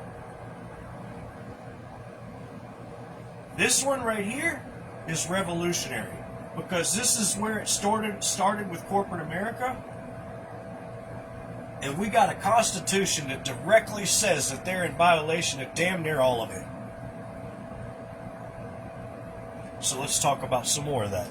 Structural remedies. In extreme cases of antitrust violations, courts can order a corporation to be broken apart entirely because it refuses to comply with fair market laws. Fair market laws? Fair, huh? Controlled market laws. What does fair mean? Dissolution. State attorneys general possess the corporate death penalty, the civil legal power to revoke a company's charter and shut it down if it operates in continuous violation of state law. Wow. Let me read that again. Corporate dissolution. State attorneys general possess the corporate death penalty, the civil legal power to revoke a company's character and shut it down if it operates in continuous violation of state law. Chevron deference took that power away mostly, by the way. Where civil violations look like conspiracy. Your point about laws going together highlights why the right to repair fight is so intense. When corporations coordinate to bypass or abuse civil laws, the legal system tackles it through civil antitrust conspiracy, rather than criminal statutes like Section 241. The Sherman Antitrust Act, 15 U.S.C. 1. The civil law specifically targets any contract, combination, or conspiracy that restrains trade. The repair context. If tech companies or automakers collectively agree to use specific digital locks to block independent shops, or if they force their authorized dealerships to boycott third-party parts, they are engaging in an illegal civil conspiracy to monopolize a market. Yep. Conspiracy to monopolize. Consequences. Under civil antitrust law, a group of corporations found guilty of this kind of conspiracy can be hit with treble damages.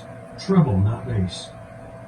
Meaning they must pay triple the financial amount of the harm they caused alongside massive civil injunctions that force them to change their business model. While the justice system uses different toolboxes for civil market regulations and criminal civil rights, your underlying point stands. A corporation cannot legally separate its commercial operations from its obligation to obey the law. When they try to manipulate the system to strip away consumers' rights, the law treats it as unlawful restriction of the free market. Like Google and YouTube do to me, when they ban several of my channels for no reason when they know it's all World Wide Web and public domain. So we go further. And I said, I would like to look further into monopolies, as this all seems like a monopoly on people's trades and craftsmanships, and this is an injustice to American liberty. Monopolies on repair are a direct restriction on the historical American right to work, practice a trade, and freely exercise craftsmanship. When a handful of conglomerates legally and digitally lock out independent mechanics, tech technicians, and farmers, they create what economists and legal scholars call an aftermarket monopoly. An aftermarket monopoly. Mm-hmm. Yep. An aftermarket monopoly. You're going after someone's trade at that point. This practice systematically chokes out the competitive free market. Yep. Strips away all individual self-reliance and directly challenges foundational principles of American liberty. Correct. The attack on craftsmanship and trade. For centuries, American liberty has been deeply tied to the concept of the producer of it.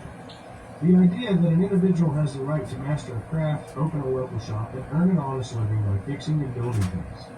Repair monopolies erode this freedom in three distinct ways. Forced de-skilling by withholding diagnostic software, wiring schematics, and specialized tools. Manufacturers intentionally make it impossible for skilled craftsmen to use their expertise. Imagine if they copyrighted these and let us use these in time. It's only a matter of time if they keep going in this direction. Destruction of Main Street businesses. Local repair shops are forced to shut down because they are legally barred from accessing the digital keys required to fix modern property. This destroys decentralized local wealth and forces consumers to rely entirely on massive centralized corporate service centers. The death of the tinkerer. American innovation has historically thrived on people taking things apart in their garages to figure out how they work and improve them. Software locks criminalize this basic form of curiosity and learning. The legal mechanics, tying and aftermarket monopolies. In antitrust law, what these corporations are doing is classified as an illegal tying arrangement or an abuse of monopoly power under the Sherman Antitrust Act. The primary market versus the aftermarket. You have a choice when you buy a product in the primary market. For example, you can buy a Ford, a GM, or a John Deere. However, once you purchase that item, the manufacturer uses digital locks to eliminate choice in the aftermarket, the repair market.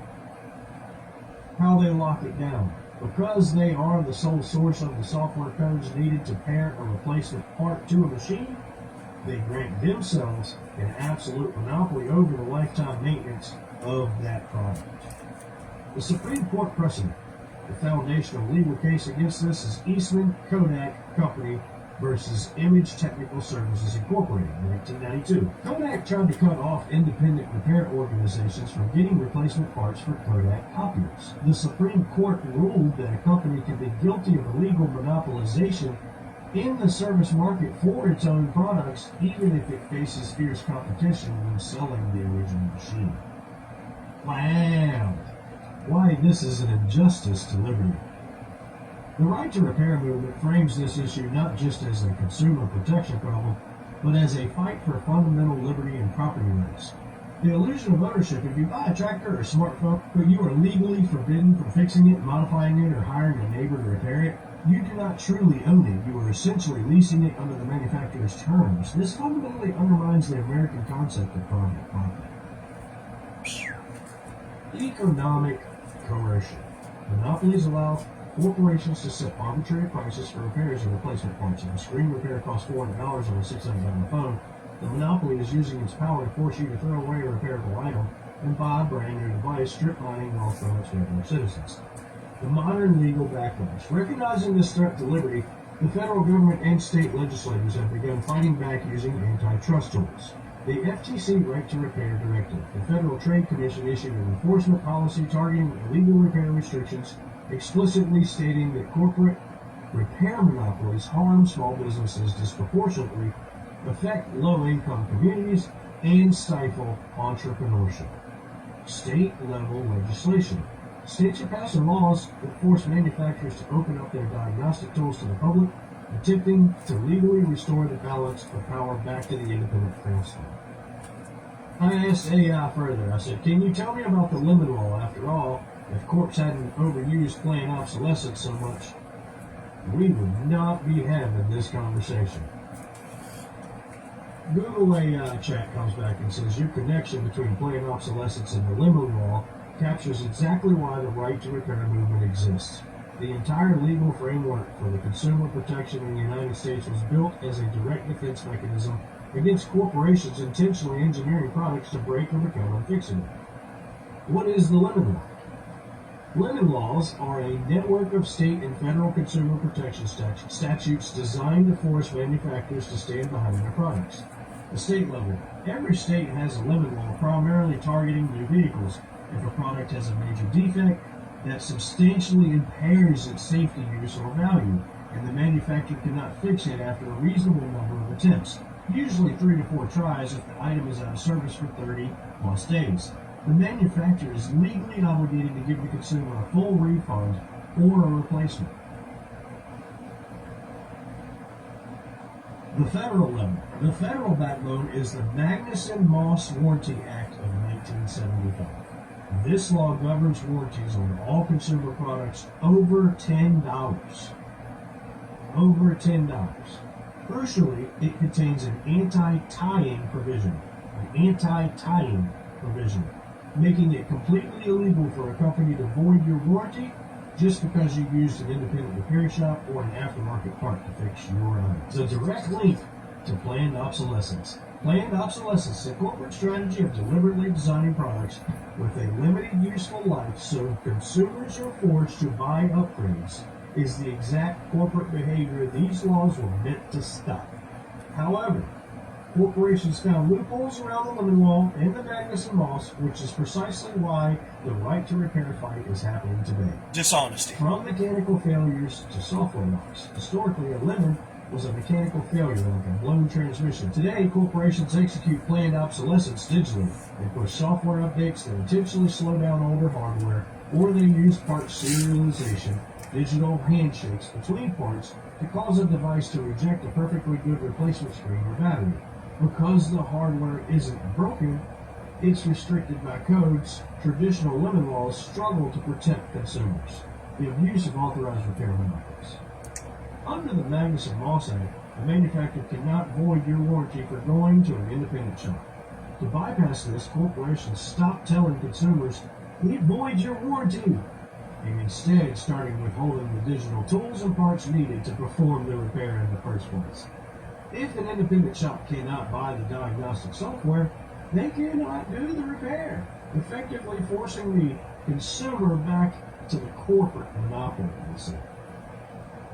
The squeeze on consumers. When the manufacturer controls 100% of the repair pipeline, they accelerate planned obsolescence. They charge exorbitant repair fees, e.g. charging $500 to fix a laptop port that costs $5 to replace, or declare older models vintage and unsupported, forcing consumers to throw away repairable goods. No longer listed, right? NLS, no longer serviced. The modern pushback. Because planned obsolescence has pushed consumer electronics, appliances, and vehicles to the brink of unrepairability, federal and state governments are modernizing these legacy laws. For instance, federal directives, like the recent presidential Freedom to Fix memorandum, instruct agencies to aggressively target corporations that use software blockades to circumvent the spirit of the Magnuson-Moss Act. I would like to figure out a legal way around this so that everyone can repair their stuff. AI came back and said, to create a permanent legal pathway for everyone to repair their property without corporate interference, the strategy must tackle both federal copyright laws and state-level commercial codes. Legal scholars, advocacy groups like iFixit, and lawmakers are actively building this pathway using a multi-pronged approach. No kidding. Codifying the right to repair in the state civil law. The most direct legal way around corporate monopolies is passing state-level fair repair acts. These laws do not create new rights. Instead, they enforce the traditional rule of personal property ownership. The mandate. These laws require manufacturers by civil law to sell the exact same diagnostic software, repair manuals, and specialized tools to the public in independent shops that they provide to their own authorized dealers. To prevent corporations from charging thousands of dollars for a basic software fee, these bills mandate that parts and tools must be provided on fair and reasonable terms, at cost or market value. The success so far, states like California, New York, Colorado, Minnesota, and Oregon have successfully passed these laws. They provide a legal blueprint for the rest of the country to bypass corporate restrictions.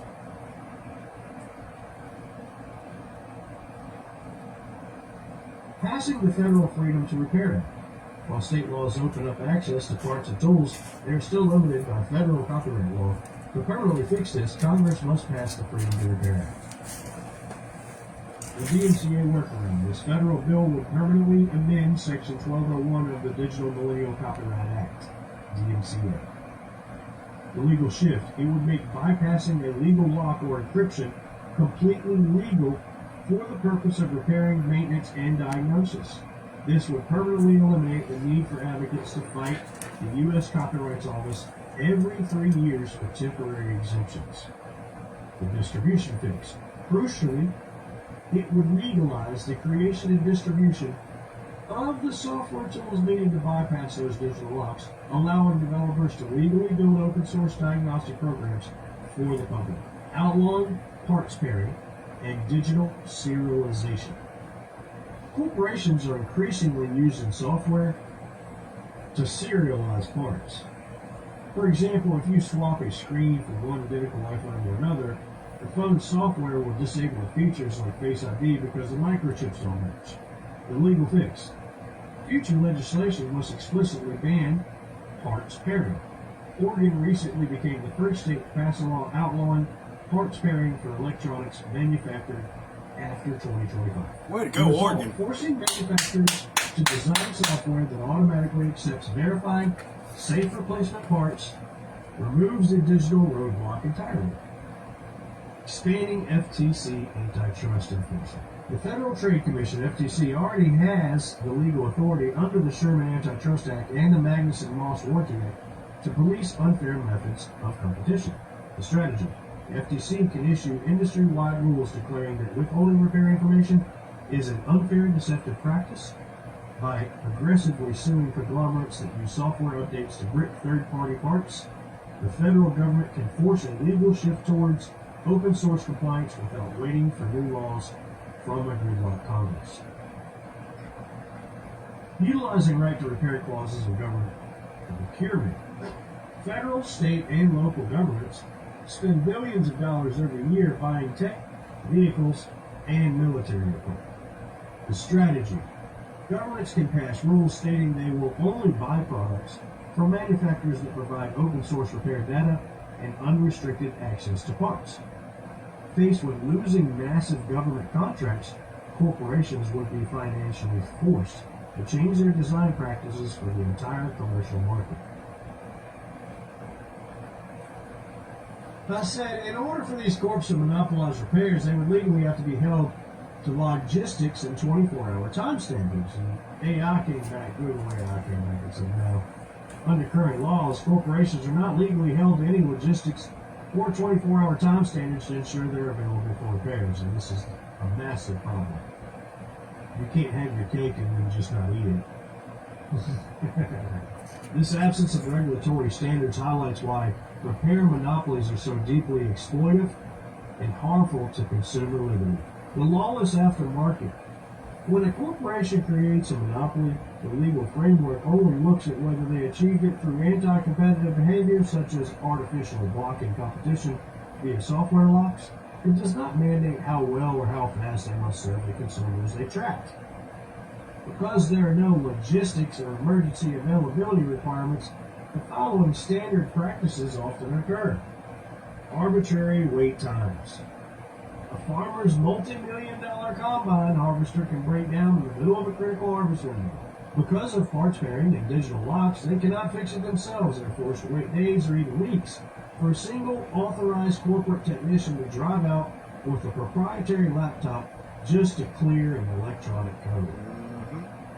Artificial shortages. Manufacturers face no penalties for keeping replacement parts out of stock. If they run out of proprietary microchip, your device sits uselessly at the authorized facility indefinitely. Service deserts. Corporations routinely close authorized service centers in rural and low-income areas to cut overhead, forcing consumers to travel hours or pay an exorbitant shipping fees to access basic repair services. Why public infrastructure is different. Your logic about 24-hour availability applies strictly to public utilities and government contracted monopolies, like electric grids, water companies, or traffic signal management.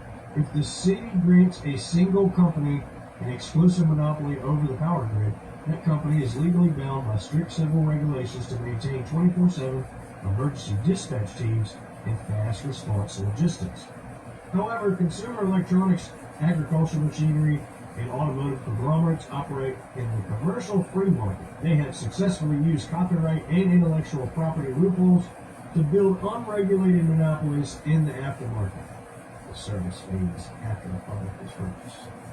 They enjoy the financial benefits of an exclusive repair monopoly without any of the civil service obligations that public utility monopolies must uphold. The right to repair solution. The right to repair movement seeks to address this exact operational imbalance. Rather than attempting to force massive corporations to build a flawless 24-hour emergency response network, which would be highly impractical, advocates argue for a simpler, decentralized approach, force them to release the digital keys, schematics, and tools to the public. By breaking the artificial bottleneck, a farmer, an independent mechanic, or a local repair technician can step in to complete the fix immediately, restoring natural market competition and safeguarding individual trade liberty. Not to mention people's lives. I think we can conclude with what I started with, you know? If you can build it to break, we could do research to repair, and right now mechanics are protected. If the corps don't want us to repair it, then don't build freaking junk. Planned obsolescence is greed, and greed is why we're having this conversation to begin with. When I named off all the corporations that are doing this stuff, you know what the other obvious solution is, right? I don't think I have to tell you.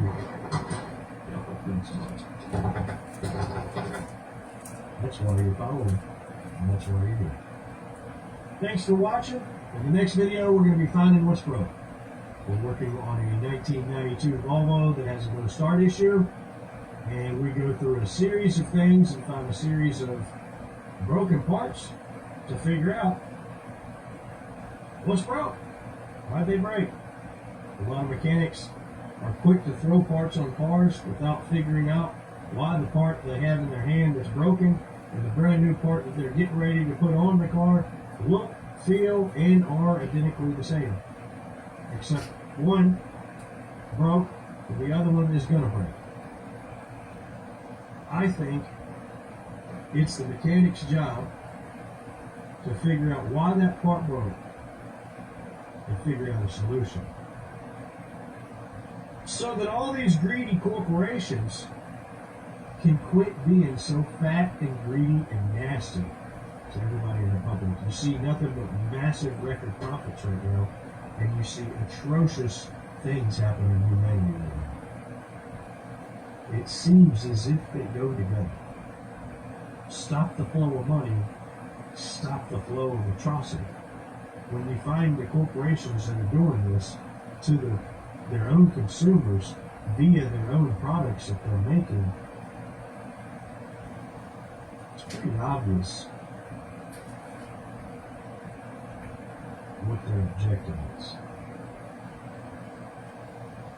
I don't think people like that, I personally, my opinion, I don't think corporations like that need anybody's support. That's just me.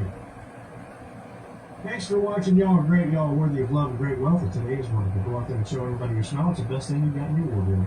Peace. Yep, right to repair file. Try to play it back. No, we have to build the index, then play. Okay, let's build the index and let's play it. You see, the problem is I'm editing this video and I've run out of my file. It stopped at the Fifth Amendment private property rights. And what's real funny is the file shows it's only 2 minutes and 52 seconds, but it's not. So the last time I recorded this, the phone ended it. The file's 252, and then, but the file keeps on playing.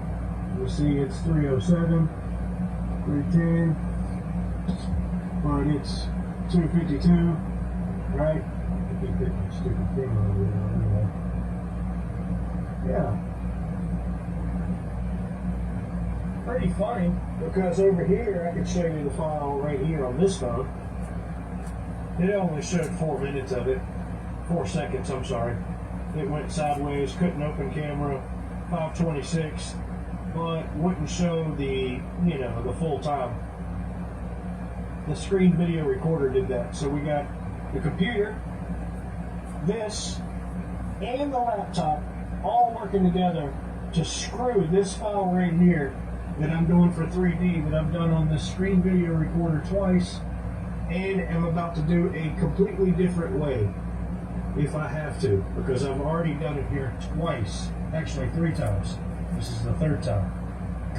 So yeah, good times on this video right here so far that I'm making, and as you can see, it is a real fun one. We're overlaying all this stuff, I'm moving my head around, and it's just really something else. All part of the game. A picture of this all the way over.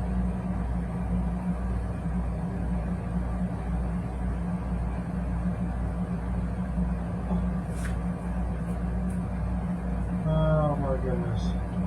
So funny. So funny.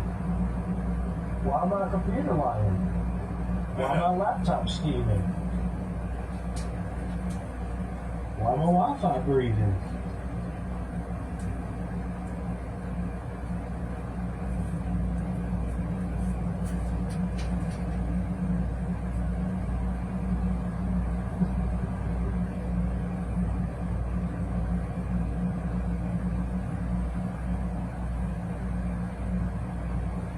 I'm sure it's not the content, you know what I mean?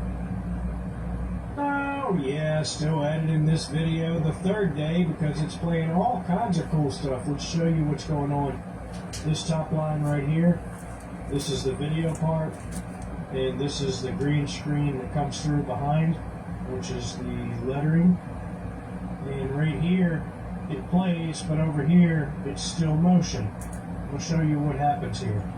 The manufacturer requires the device to be sent exclusively See to how I froze right there?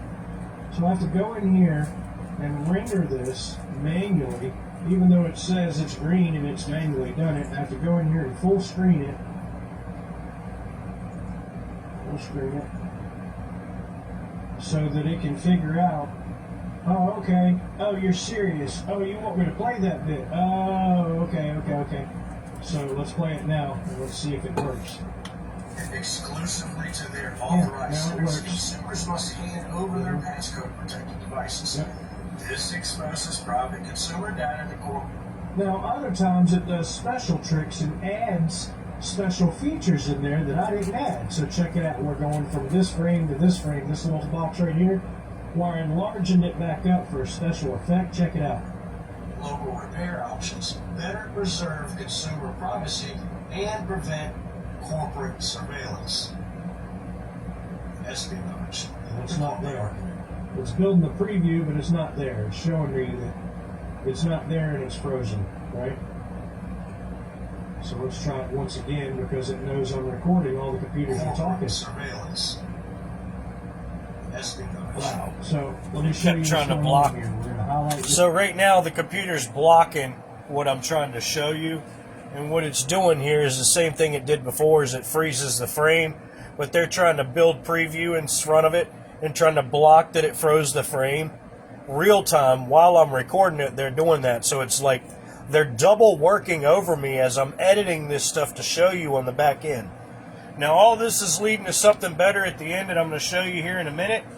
And I'm going to show you how to bypass all their bullshit on cars and computer equipment and all of that here shortly. So stick with me. We have some really interesting information to show you in my 30 years of experience of building computers, programming computers, building cars, and programming cars. This bit. Oh, now we're going to unselect that because it's being special. Excuse me. Let's undo that. Thank you. Unsplit. So the computer's working against me Okay, again and we're while I'm gonna trying to go show ahead you and the go thing. here. And we're getting all our features down here, all our special effects, and there's one that's added called motion. And what it does is it stops everything. And I didn't put it It there. pauses everything right there, as if I paused it. But I didn't add this. So every time I go in to edit this video, I have to get motion off of all these stupid things so that it can re-render and actually show my face. Moving instead of paused. Unbelievable, right? So here we go. They just keep adding it and working over top of me as I'm editing the video. Yeah, not a chance. Espionage. The corporate argument. Tech companies This computer reverse just this will argument. not They catch claim up, that dude. forcing them to provide diagnostic blueprints and security bypass tools to There ain't enough memory in the defense in the Department of Defense to catch up with this shit. And keep in mind, the third day I've worked on this video at least 14 hours yesterday and at least 10 hours the day before. And I'm only up to almost 10 minutes, and this is how far I've got to go. And each one of these split scenarios right here gives them opportunity to do all kinds of dumb shit that they've been doing. It was a 49-minute And I'm video. just sitting here catching it all. I guess they don't like the content. Oh well.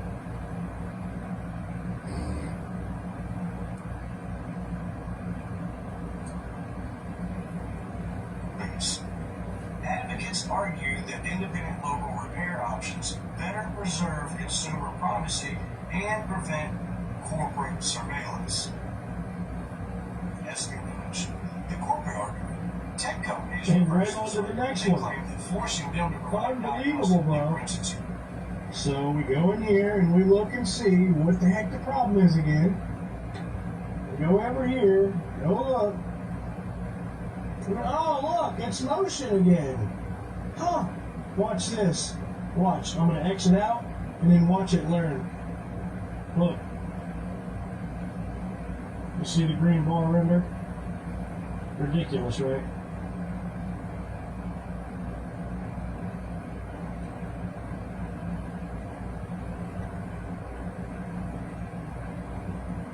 And then I have to wait for the whole computer to render the whole file back up, which normally it doesn't do, but you know, this video is the special shit. So we have to wait for this cursor to go all the way back up to wherever we're at right here, almost 7 minutes in right here. As if I just built the Before file. we can even you know? view and wait for and work on the rest all the way over. And so it's rendering in the So if purple you're wondering why it's so time And we need to be consuming there. making videos, to view it. I would say 90% of editing these videos is fighting the fucking feds. Yep, And that's straight up. 100%. And if it isn't the feds, then I can tell you one thing for sure. The feds ain't doing us no favor in protecting anybody on this American soil, and everybody fucking knows it. And I have proof of it right here. And we're going to be sharing that in court and all across the world. Because you know what? It's ridiculous. We're all sick and tired of this shit, and somebody's got to stand the fuck up, so why not me? Absolutely. Oh, yeah, and so we start getting into the FTC, the Federal Trade Commission, and then there's this big spot here of like 4 or 5 minutes that was totally edited out of all this that I screen video recorded, not once, not twice, but 3 different times. I had to screen video record over the screen video record because of this right here. Oh, you can normally play your file that's right here, but you can't because you need to build an index and then play it, and then you can go back and screen video record it again, and then you can keep on building indexes for the fucking screen video recorder so that your video can play these certain spots that the computer, the feds are trying to eliminate from our knowledge and from my search and from my video as I'm trying to create it. Yet another deal. So let's go ahead and build the index, and let me show you how long this takes. We're on now. So they damaged the file of my original screen video recording of the AI chat with Google and the correspondence I had running in the background of the green screen. They corrupted the file so that only 2 minutes played out of the 49-minute chat. And I said, okay, well, let me go back and play it again, and I'll screen video record it again as it builds the file index correctly for the whole thing. So I go back and I screen video record it all again for 49 minutes straight. Record it again. So now we're into 2 hours on just trying to get a file to mess with, to edit, to record. So we're at 2 hours of recording straight up, and I haven't even gotten to the part where I film my face. Okay? I ended up doing that 4 different times and still couldn't come up with 5 minutes of that file of the most important part of that chat. How interestingly that is that it corresponds to their narrative every single time. These are not glitches. These are programs, and they are in all of our stuff. At any given time, they can yank, force, or modify. And that's what I'm showing you in my computer. I'm showing you it in my phone. And that's a theft of service on American soil. There's so many felonies involved at this point that it looks like, now you could correct me if I'm wrong, but it looks like we are in a communist nation. Day four of how long of a video? Almost 40 minutes. So we're going to build the file so we can play the file so that I can record the file again so that I can fill the void that's missing right here that they collectively, strategically just took out. So that's why I put the CIA thing in there. Editing the video. How many times a week do you think this happened, folks? And it clearly says that they broke the file. They broke it. They broke it not once, not twice, but 3, 4, 5 times in a row. Right in that same specific spot. They just kept taking it. They just kept taking it out, wasting my time, and taking it out, wasting my time, taking it out, wasting my time, taking it out, wasting my time. The very next screen video recorder I did, I put in a video, had no problems with that screen video recorder. Wasn't talking about this at all. Huh. How very specific. Every time I talk about the government, every time I give you advice of the research that I found, the experience that I found, every time I give you a nugget of something they don't want you to know about, this is what I have to go through. It's clear quickly, too. This is why I named this. I mean, they let me know quickly, y'all. They let me know how important this is to them, that I don't get the message out. And as soon as they let me know that, I gauge that on how difficult this is going to be to do.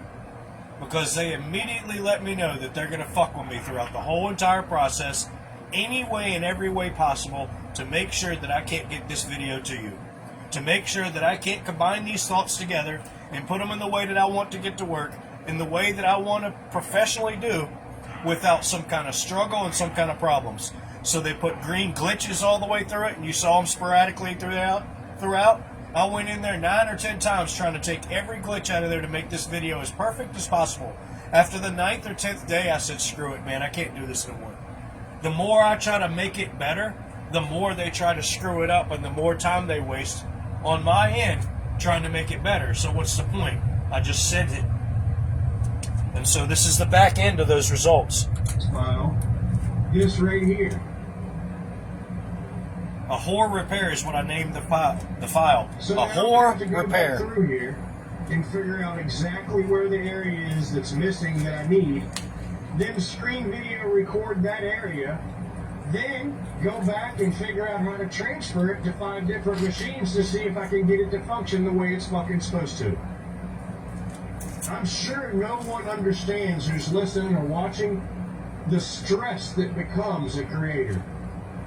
When you collectively know every day that everything you do is going to be against you and you're going to have to figure out new ways to do new shit that normally works for everybody else.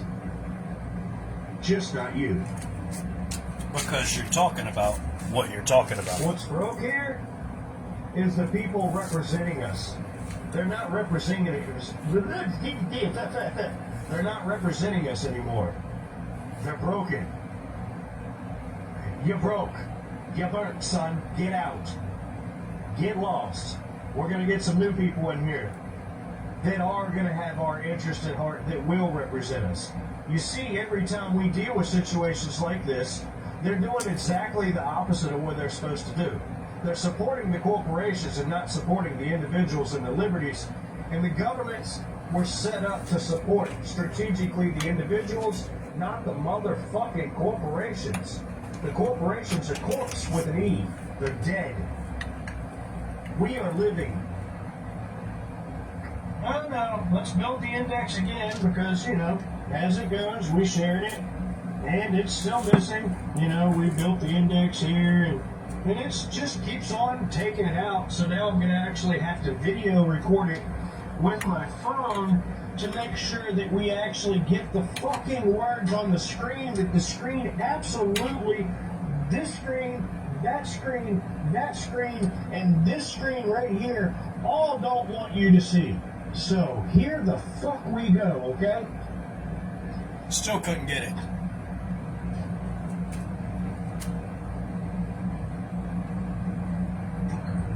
tripod. I need a fucking tripod, bro. They're poisoning me and I'm losing my Yeah, shit. it skips it. It skips it every fucking time.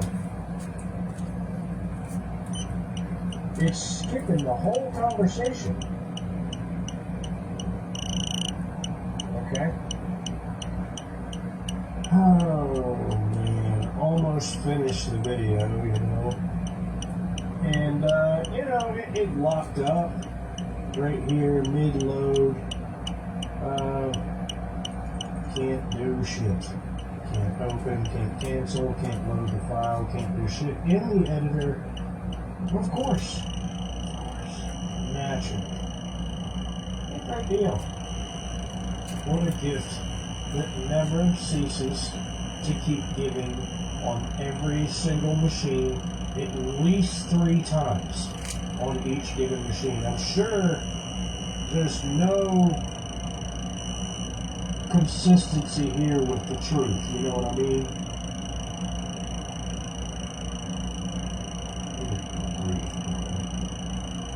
This is absolutely insane, okay?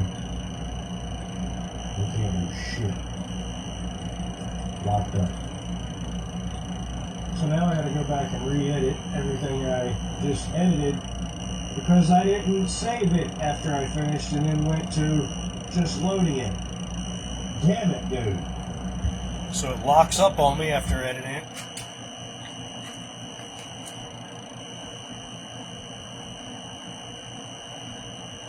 I said, thanks, Elon, Trump, Uncle Scam Corpse, for proving my point.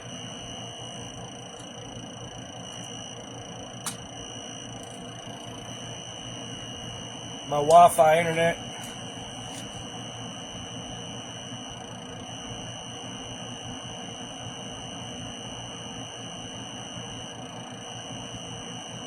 Oh yeah, my Wi-Fi and internet was off on all the devices, on all 4 devices. They were still controlling them, all 4. None of them were connected to the internet. They were still going through the devices I was using that I purposely disconnected and still controlling them over top of what I was doing in the editor. Obviously, I still made the video, but the struggle was something else, bro. It was next level. They're just showing me and getting stronger and showing me their capabilities and what they're able to do as far as bullying tactics with electronics. And now you can see they're poisoning me on top of that with radiation poisoning. That means they have a militarized weapon. They're using witchcraft. They're using Doppler radar with my phone combined with some electronic witchcraft to poison my body. Now we're going to move this station on over and I'm going to explain how to overcome most of this very simply. Very, very simply. I'm going to move this station over here and hopefully this will be okay. Hopefully the camera won't freak out, the live won't freak out, and the tripod won't freak out. You know, we're looking for everybody to work together here in a nice, consistent fashion. Yeah, there we go. There we go. There we go. Okay. That's it right there.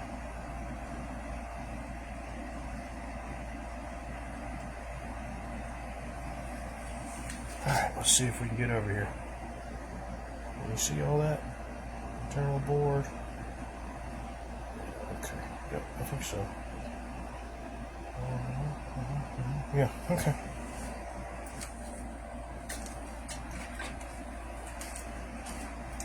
Typically on a car, you have a battery, and it goes positive and negative. And the battery will go to a relay, and it'll have a positive and a negative power to the relay all the time. And then you'll have a switched negative and positive to the relay. And that switch comes usually from the key, or from the key and a couple sensors that connect, that switch this relay on. The purpose of the relay is to take the amperage load off of direct switches coming off the battery to power accessories. If you had just a switch right here to the battery run into your trunk motor to switch your trunk open, and you just flip the switch without a relay, well, you'd be able to flip that switch maybe twice, 3 times, maybe 20 times, but then it would burn up the switch from the load of the power going to the switch all the way to the trunk and the load of power that that accessory draws. The purpose of the relay is to be its portable power station for the battery. The battery always has a positive and a negative going to the relay. So there's always a positive and a negative going to the relay, and it's wrapped in a coil with a bunch of wires and a magnet. And it has a gate on the other side, and the gate's controlled by this switch power over here, and it switches the gate and puts power to that accessory. The auto manufacturer has complicated this by taking and replacing the relay with a computer module. The computer module generally, usually, has the relay inside the module, inside the box. So if A, the relay goes bad, you have to replace the whole computer module. And if B, the module doesn't work, then the relay won't switch. That means you have a computer here that decides on certain different factors on whether this relay is going to work or not, versus just a relay and a switch. This module, let's say it's for your trunk actuator to open your trunk on your car, has 3 different sensors. A position sensor for the trunk, is it open, is it closed? Open or closed trunk sensor for the light, and then another sensor, let's say air temperature sensor or something silly. All of these read in the module. The module corresponds and computes and sees whether it's programmed to open via all these parameters of these sensors, and then decides at that point, yes or no, are we going to switch power to the relay to switch it on to power our function? Are we going to turn the power station on from the battery to work our accessory? Are we going to open our trunk? The module decides that based on the sensors and Wi-Fi outside control. That is the purpose of the module, to complicate the system, to combine the relay into the system, and to create more planned obsolescence, more breakage, more complication, more sensors, more complications, more redundancy, more breakage. The way to bypass this module control: battery, relay, switch, accessory.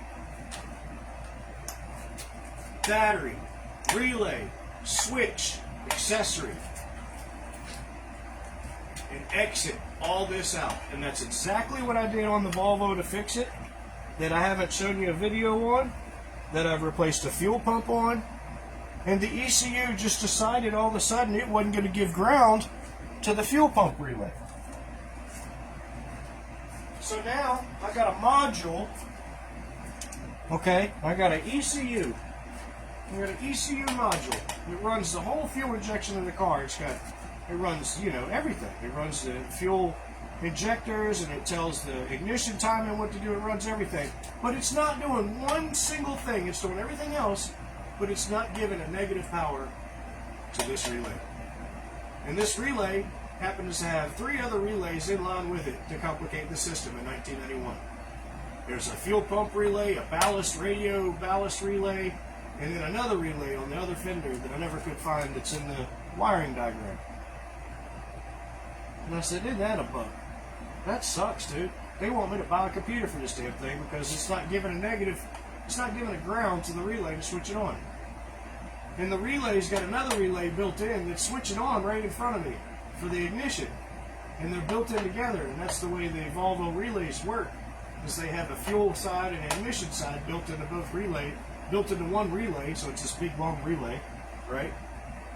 And they do it 4 different designs in all the different models of cars. Some are rectangle, some are long tube rectangle, some are big blocks, and so they're all different. But you open up each one of them, and inside each one of them there's a gate that flips the pole, to flip the power, and there's 2 of them on each one, two relays in each box. So one of them's working. I said, shoot, I'll just flip the ground leg from that one that's working to the relay. I said, wait a minute, I can't do that. That's a positive. That's a switch positive. I can't do that. That won't work. Oh, wait a minute. Let me just ground it out. So I just took the ground that wasn't working coming from the ECU, put it on the ground of the chassis, started the car up. The car starts better than it ever has because it doesn't have to switch 4 relays on in order to switch the fuel pump, and you don't get 3 revolutions out of it before it gets a drop of gas to the fuel rail. So now when I breathe on the key, that thing starts. I mean, you just breathe on it, it's running. Fastest starting Volvo I've ever seen. And it's because it had to go through 4 different relays and the radio ballast system on top of that, plus the fuel injector ballast system on top of that, in order to switch the ground to another relay to switch the fuel pump on and go, okay, let's go. Meanwhile, you've been cranking.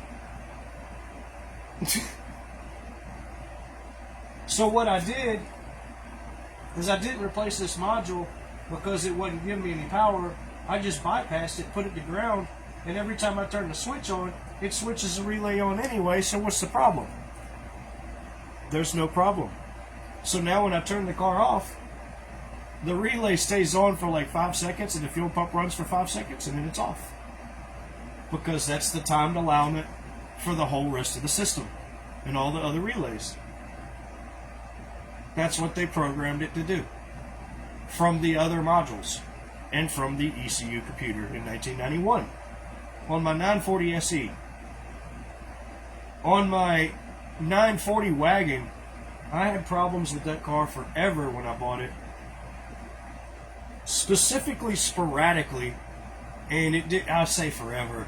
When I moved to Texas, I had problems with the wiring on it, and finally, I found out that it had burnt up part of the wire harness to the extent of couldn't be replaced and had to be cut out.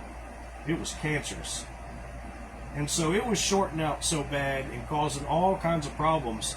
And I could not get this car to run on its own power with the chips that we had programmed that it should have ran on. And so I'm blaming the guy that made the chips and everything, just ignorantly thinking it's his fault because I've checked everything I can and can't find any problems. And long story short, I put my own fuel injection ECU in it from the ground up to start over. And it's made for a motorcycle, and I program it to run a car, and it's called MicroSquirt. And these guys developed this in the United States. And these are independent open source guys that did this for Megasquirt. And so it started with a grassroots group of people designing a module to run things. So everything's open source. The directions, the instructions, the downloads, the uploads, it's all open source.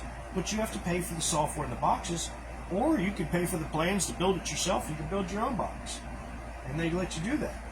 And they sell you the parts. Anyway, long story short, I put that on my Volvo, programmed it and everything, and found the problem. I found the electrical problem in it while I was wiring it, programming it, and found the problem. But when I did that, I bypassed all the factory things and all the limitations that I had originally that ended up allowing me to make the power that I'm making out of that car without running into all kinds of restrictions with this sensor and that sensor and that sensor, because it's only supposed to see 20 pounds, you're running at 50 pounds of boost, and this is only supposed to be 190 degrees. It's seeing 100, it's seeing 210, and then because of all that, the module's going, no, we're programmed to do this, this, and this to that relay. Shut them down, shut them down, shut them down, shut them down. When you take that module out of the equation, you can still run the sensors to protect yourself the way sensors were designed to work without computers working over them. For example, the AC system in the Volvo runs like this. Battery to a sensor to a relay. No, it's battery. Yeah, it's battery to sensor to relay. So the battery has power, and then the sensor, when it gets above a certain pressure, it says, okay, you can turn the AC clutch on, we got low pressure. And then there's another sensor that says, okay, we got high pressure, you can turn the clutch on. And then there's another sensor that says, yeah, it's fine. The whole system's fine. So you have 3 sensors there that are wired to positive, that are all they're doing is connecting the positive all the way through. They're just a switch, on and off. If it doesn't have the pressure, it doesn't turn on. And so it's a pressure switch. And then they go to the relay that engages the clutch when you turn the damn clutch on for your AC. And it's as simple as that. And that might not seem simple to some people, but what my point is they're complicating the system by adding a module and then putting the relay inside the module on top of that they know you'll have to replace. Because it's a moving part. It's a mechanical part. Let me see if I got a relay apart over here to show you the mechanism of a relay and why it's a moving part. There's one part of it. Where's the other part of that relay? It's doing it wrong. Shoot. No. Of course not.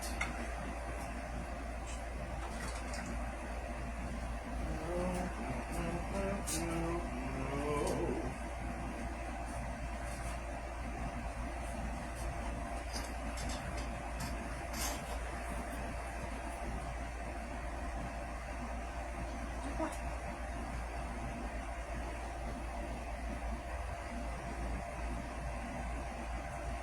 That's funny.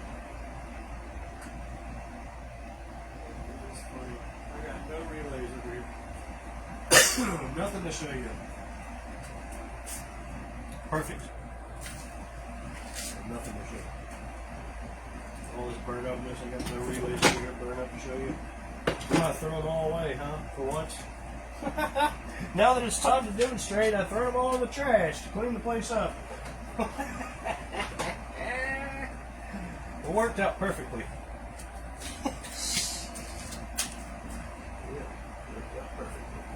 Alright, well,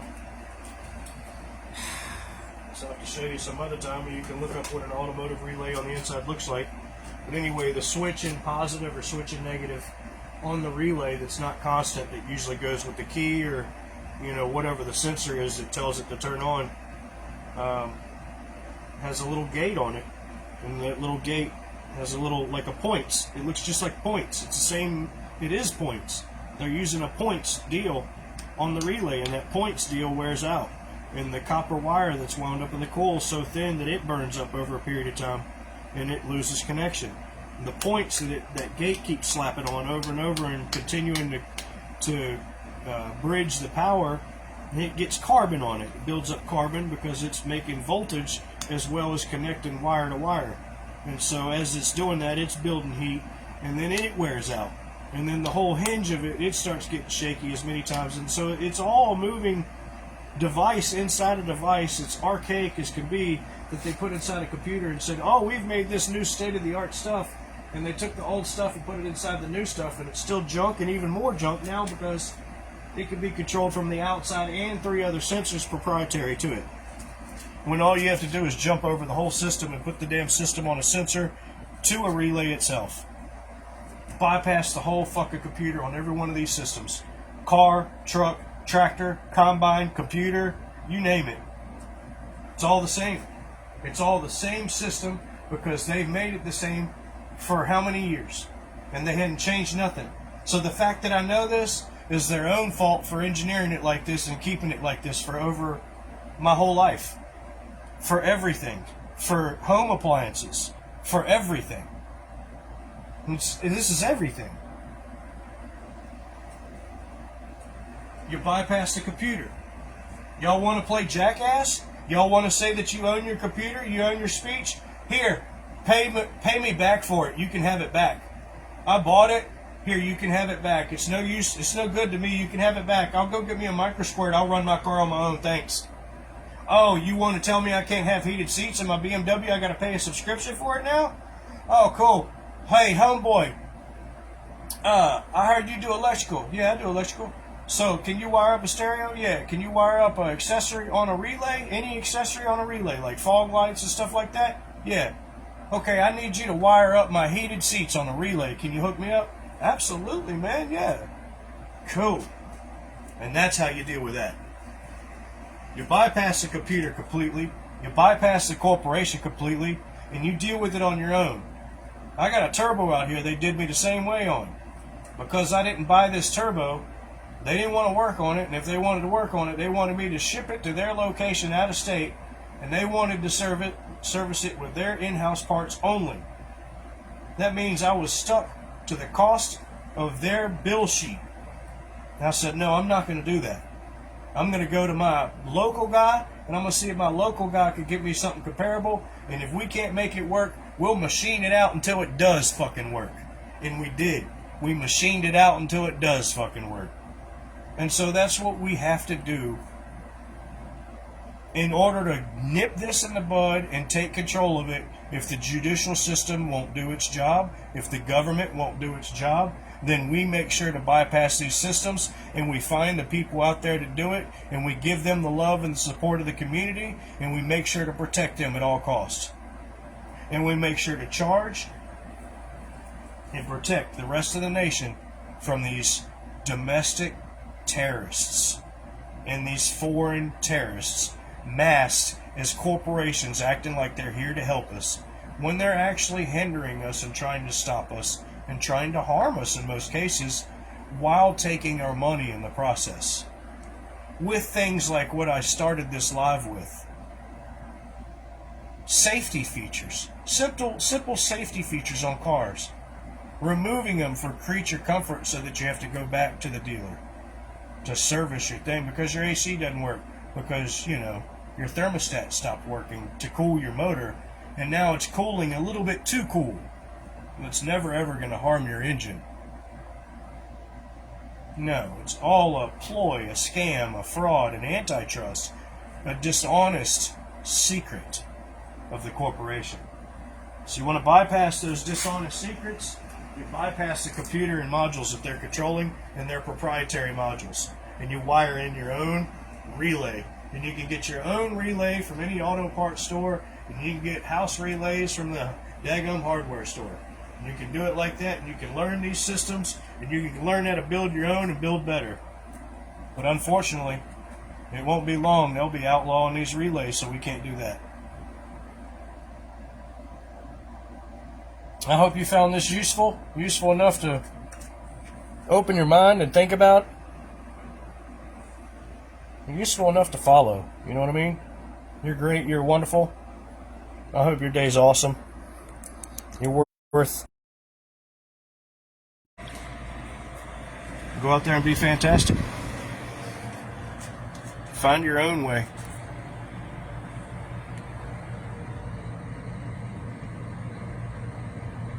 And always sue for change. That's the first step. When that doesn't work, it's to the Constitution, baby. We the militia. That's the next legal option. I'm just telling you. Don't be mad at me. Don't be mad at me because things are messed up out there. Don't be mad at me. Don't be angry at me. Just telling you what people are saying, what people are feeling, in my experience. You have no right to be angry at me. Look at the big picture.